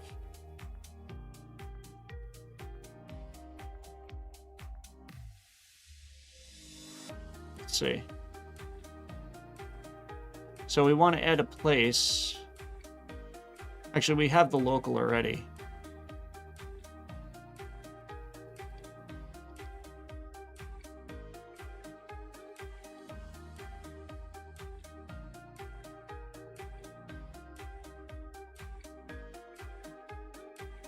So let's keep that. Okay. So now that we have that, let's create a VM.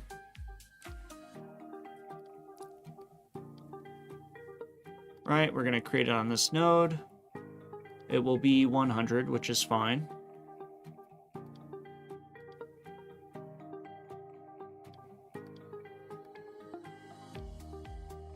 No resource pool, so let's try Alpine Linux test.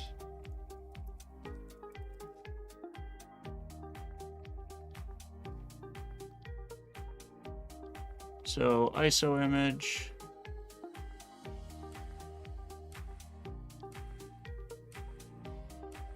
Which I know exists there. Right, Linux. Well, if not, we can add something there. All right, so let's add something there. That's fine.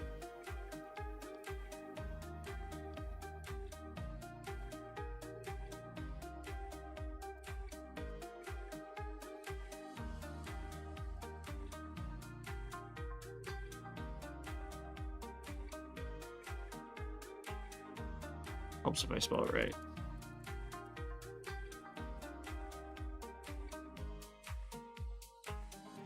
All right.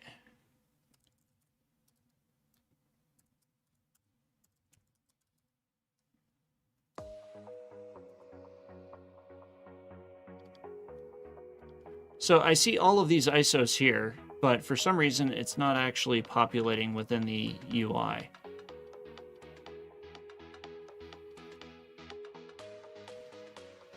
So why is that not populating? Let's see.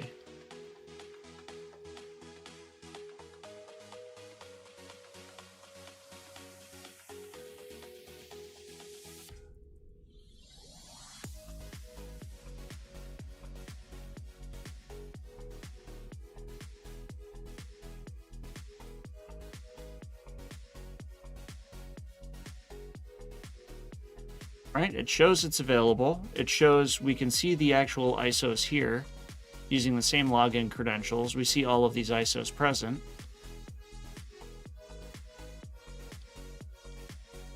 All right. Let's close out of that. Let's make sure we actually have ISOs showing up.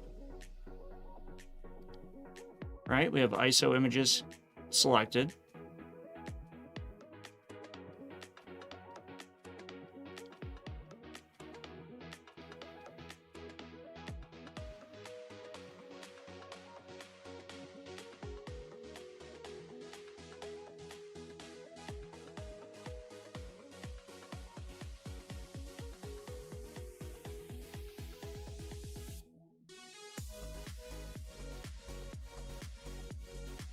Let's try that.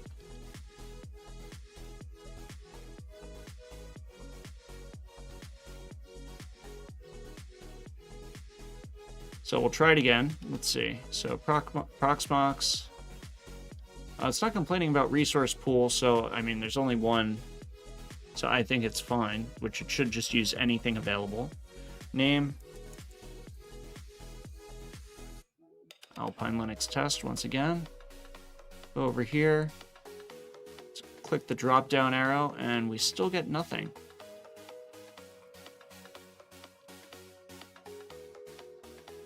All right, let's skip this part for now. So graphics card, we're just going to do default. Machine, we're going to set it to Q35. We're going to use CBIOS. Instead of SCSI, we're going to use RAID. Actually, no, that should be fine. So that should all be fine. So this will be QEMU, however you pronounce it. Nothing advanced on that page. All right. So we're going to store it to local BTRFS. Let's make this 16 gigs, which is plenty. No caching.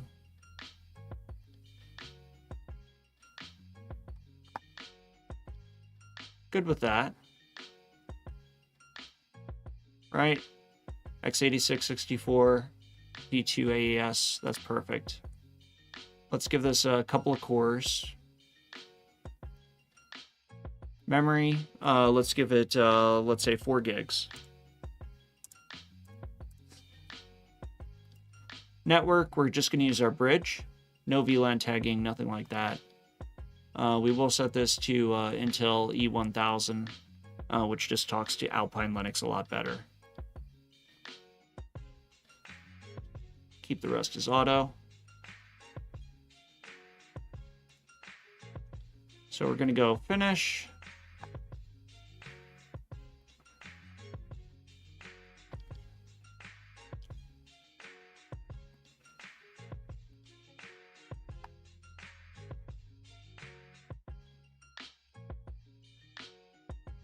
Do we have to put it inside of the templates folder? Yeah, we do. Okay, that's why it's showing up empty.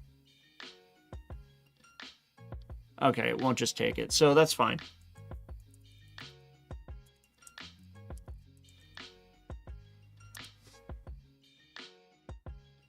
So let's actually download the latest version. So I'll do extended x86-64, 321.3, which is the brand new version. We'll bring it into there, go to downloads, wait for it to finish. One is in progress.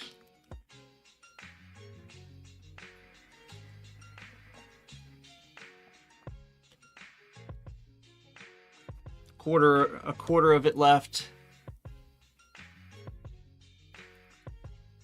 Like watching paint dry, it's the bits trickle in. All right, and it finished. So let's go over to downloads. Gonna copy that. Let's go over here. Let's throw it in our ISO folder.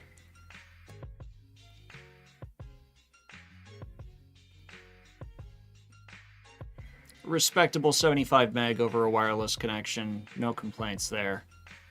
Could be faster.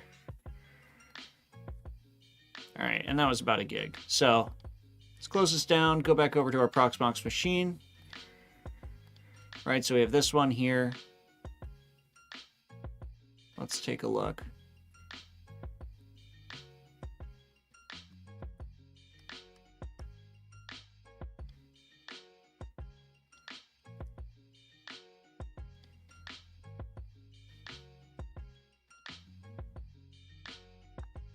All right, so now ISOs, there it is. All right, we cracked that code.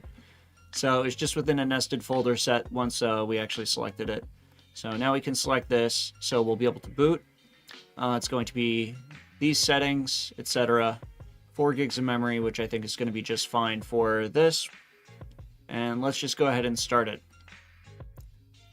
So once it starts, we should be able to just double click this. There we go. Right, so here is our virtual machine. So let's go ahead and log in. Let's make sure we can actually do things.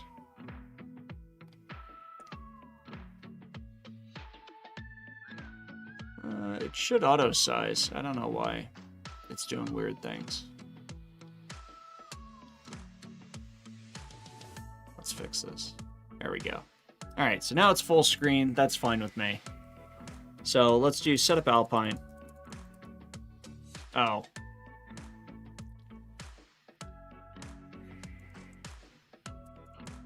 This is no VNC, which runs in the browser natively, but you can also connect to it using other mechanisms as well. I'm going to set the same thing, so we'll do Alpine Linux test. We'll do ETH1, so it does show up. We'll do DHCP, nothing manual. Let's see what address it gets. So it gets .100. That's good, it matches our ID. We'll give it a very secure password. Okay, we'll do US Eastern as the time zone. No proxy, APK mirror. Let's make sure it has network connectivity. Ruh-roh.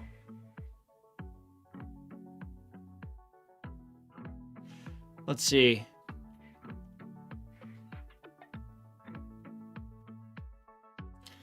Let's show the mirror list first off, because I don't think it has anything.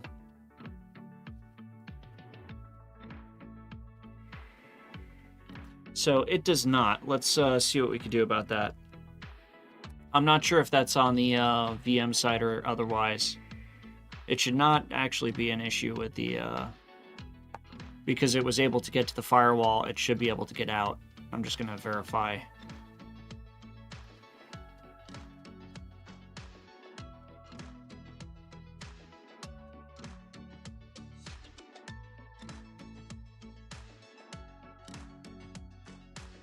All right. So community repository enabled, and then let's just do one, see how it does it. It's not gonna be happy. We'll have to go back and rerun it, but at least it'll get the network initialized so we can do some testing. Nope, it won't. Skip it. No user. Open SSH. Yes. Oh, that was not a word. Yes. There we go. No key. No disk. None. cache. We are actually going to set it to an address, so it'll be SDA.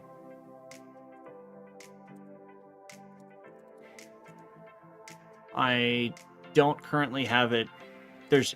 Right now there's nowhere to store config. We're running off of the ISO, so nothing is going to be preserved through reboots.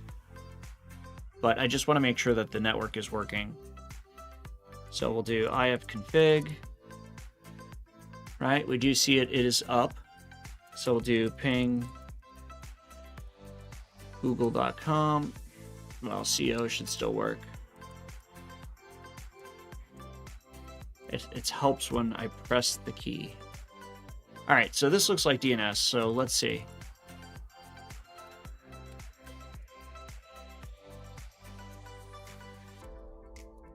So we can reach the gateway. We'll do ns lookup, and we'll do google.com.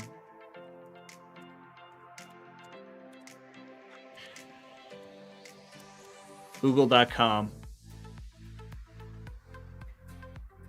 And we're going to see no servers could be reached. So now let's take a look at cat/etc resolve.conf.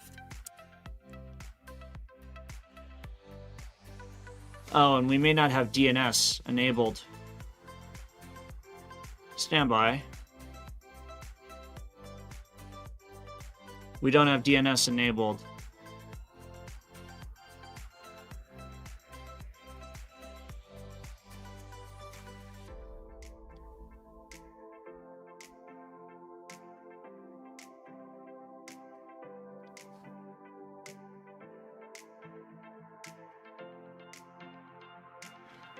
So that I just set up this VLAN just for this. So it's getting its own VLAN for virtual machines.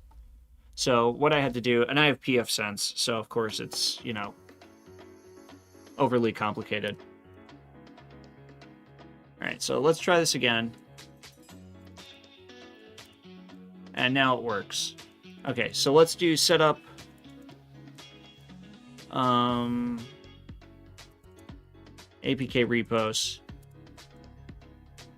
Right, so now it should be able to find it. So if we do S for show mirror list, we do see it shows correctly. So we'll enable community repository, choose the first one. Now it can do it. So now we can do APK update. Perfect. Okay. So now that we've done that, let's install it to the actual disk itself. So first thing we want to do, let's do, we can't do lsblk because that command is not found, so let's install it. Which is why we needed APK to work. Sorry, I've been doing a lot in regular Linux.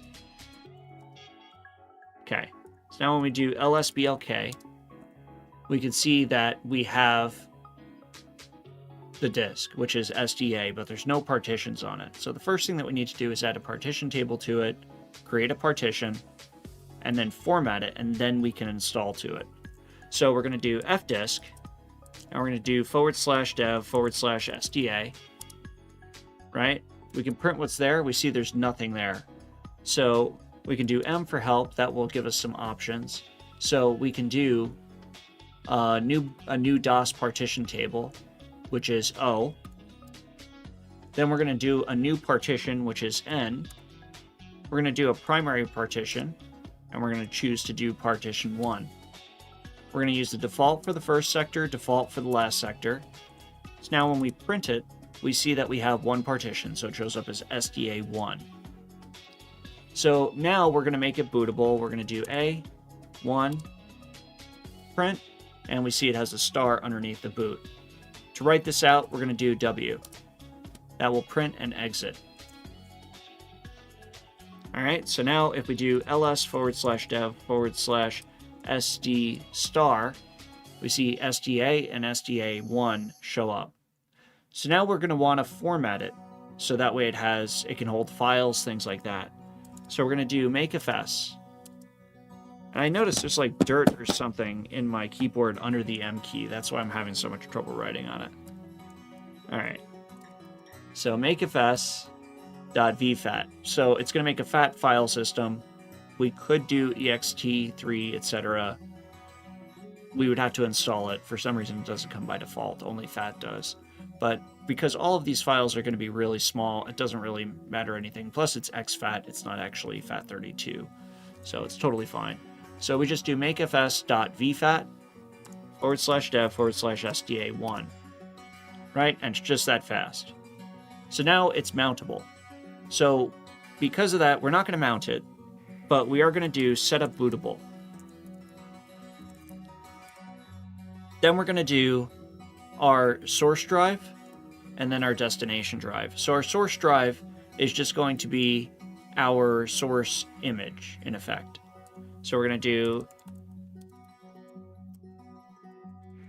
/media / something. Where are we? Actually, what do we currently? We do df-h. It will show us that, okay, /media / CD-ROM. Right here. So we'll do setup bootable /media / CD-ROM. Then we'll have our destination, which is /dev /SDA1. Perfect. So just as we intended. No. Said invalid argument, unable to mount. So let's try it. Let's see what happened to it, because we did format it. It formatted successfully. Let's see why it doesn't mount. So let's try mounting /dev /SDA1 to /media, and let's just do USB for the time being.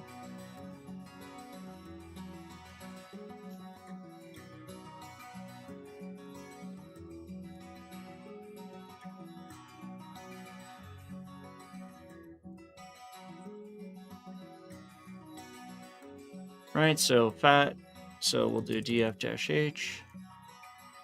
Right, we see it mounted correctly, so it's just a format issue. So let's do umount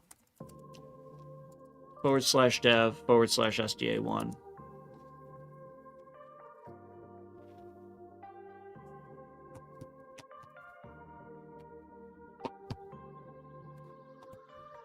I don't know what got caught in there. It's probably food.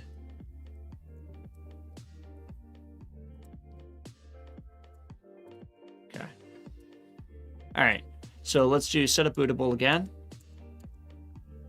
But we can actually do, let's do setup bootable -- help. So we have a couple of options here. Force overwrite existing files. Replace, upgrade, force syslinux verbose mode. Or check, but it doesn't have a way to looks like force the particular file system type, which it shouldn't require. So it may be that we have a / at the end, which is not helping anything.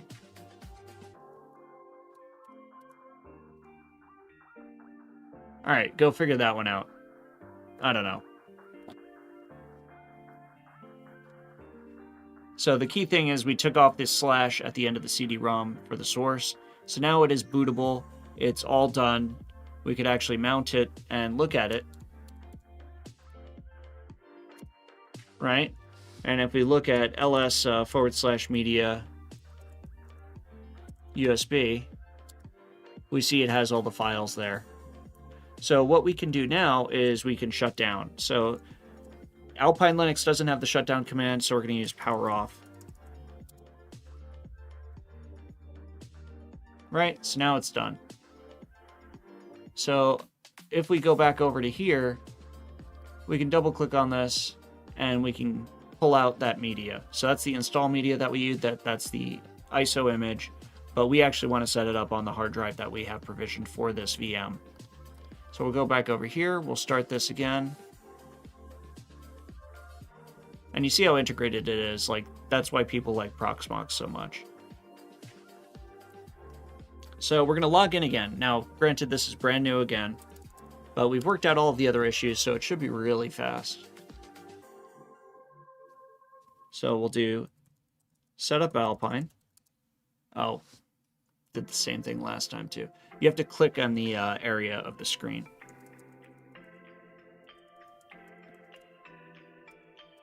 You have to spell it right too.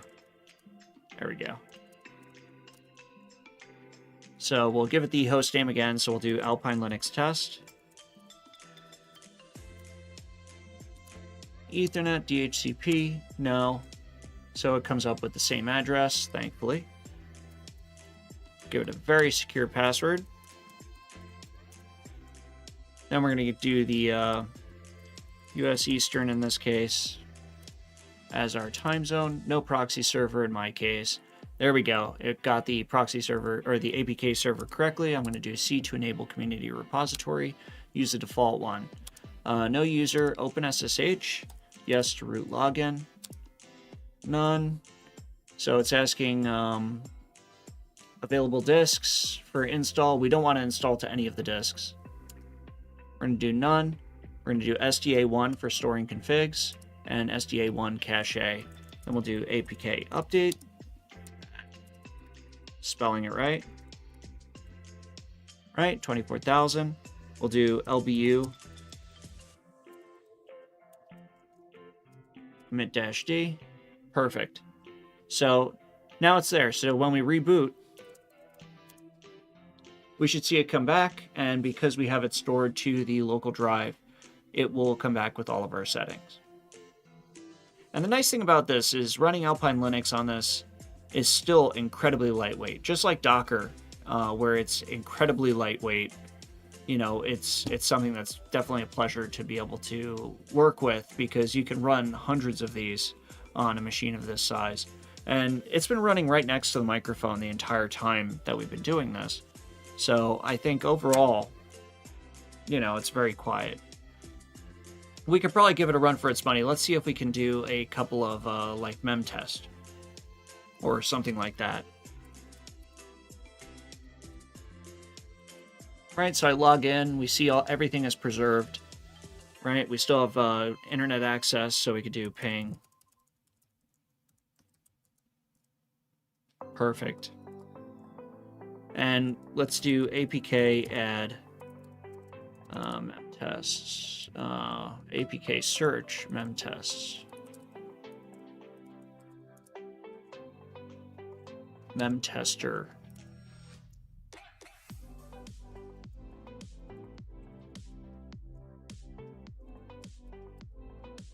So we'll do mem tester, see what our options are.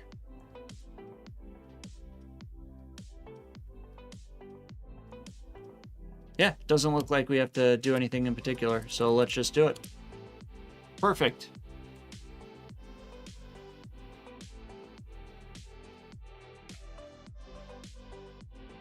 It needs a memory argument. Okay. So let's see. So currently we have 3.5 gigs free. So let's just do 3 gigs out of that.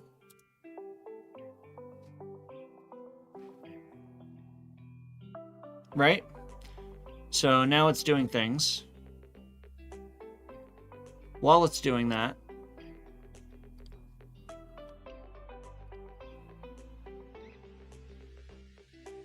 we can look at our resources.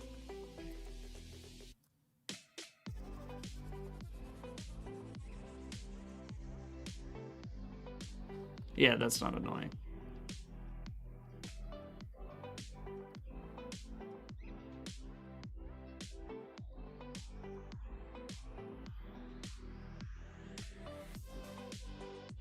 Right, and we see it using a little bit of the CPU, not much at all. Doesn't even look like a full core.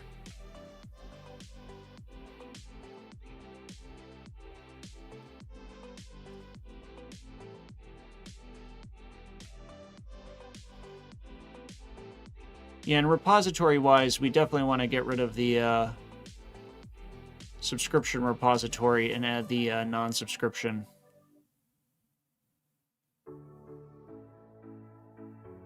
I think that's going to be something that we'll want to do to get the... Well, I don't know that it gets rid of the nag screen, but it would at least get rid of this. I know the nag screen you can get rid of by installing some plugins, things like that, to be able to accomplish that similar thing. But let's see. So it's still running over here.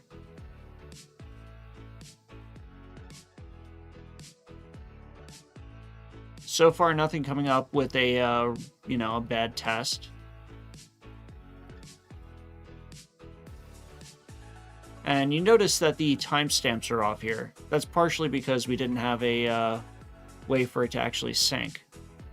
So let's go over to time. It looks like it did sync since then.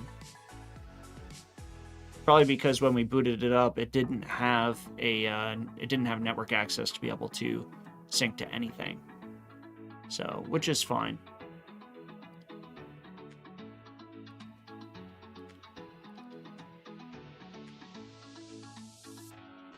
Let's see. I'm just looking through the settings here, but it doesn't look like there's anything in particular of concern. Here's that bridge that we referenced that we're running our VMs on. We can actually set that to internal bridges, make, custom virtualized networks, or have multiple network interfaces being able to serve this. As well as failover is also a possibility, I know, as well. We have SSH on for the server. System log, couple issues here. So that's something.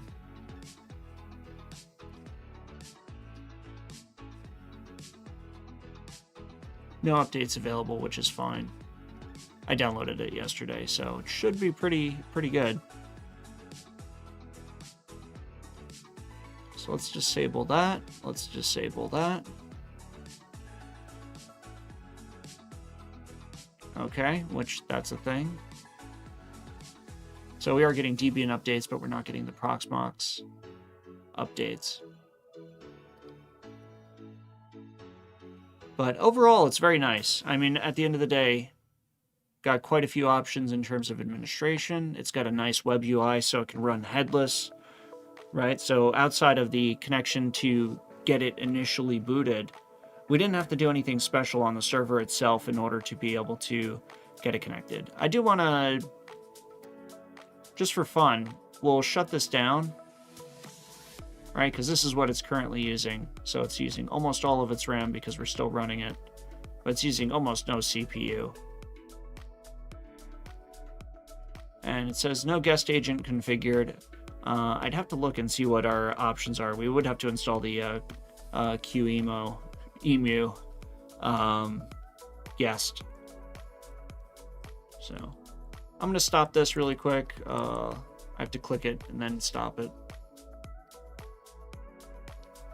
So let's do APK search. Click it again. APK search.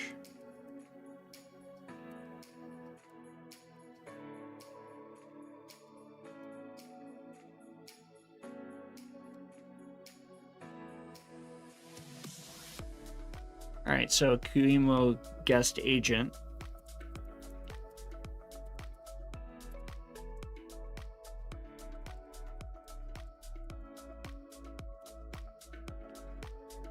All right.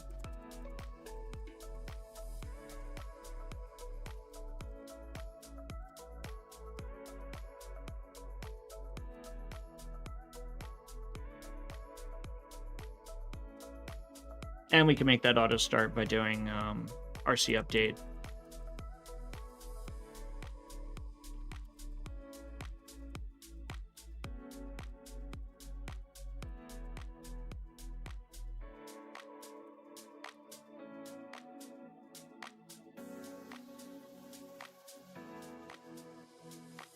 All right. Now let's see if it likes us better. Says no guest agent configured.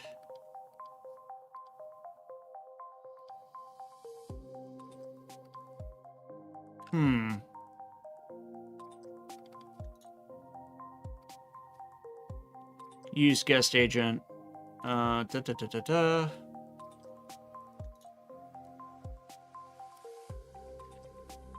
Right, so now it's enabled.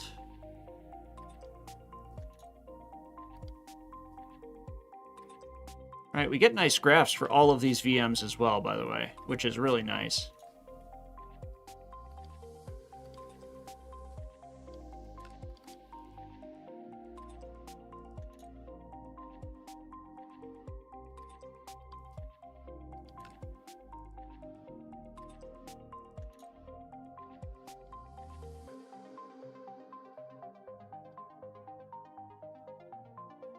I don't know what that is, so we'll leave that alone.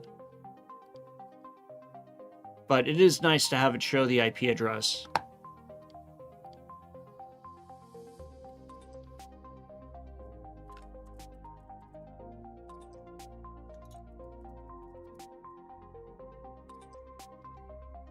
And it's none the wiser in terms of it running on the actual host. So it does get an independent OS, or it gets an independent IP address using its own MAC address, just recognizes the server as an aggregator. So anyway, I'm going to play around with this more. This is going to be part of the future videos, things like that, to be able to more clearly, demonstrate things, or at least try things out, especially trying out networking, intercommunication between different nodes, or setting up AI backend rendering and things like that. N8N, for example, being able to automate things. So I think it's going to be a lot of fun to be able to try that, and doing GPU pass-through will be good. But I'll go over that whenever I do a video about it, because I got to play around with that a bit more. So thanks for watching the stream today. If you like it, be sure to hit that like button and leave a comment down below. And if you know anybody who would like this kind of content, be sure to share it with them. I would appreciate it, and I hope they would appreciate it too. And if you haven't subscribed, please subscribe. It helps me out a lot with the YouTube algorithm, and then hit that notification bell. That way you know the next time we're getting extended. So until then, take care.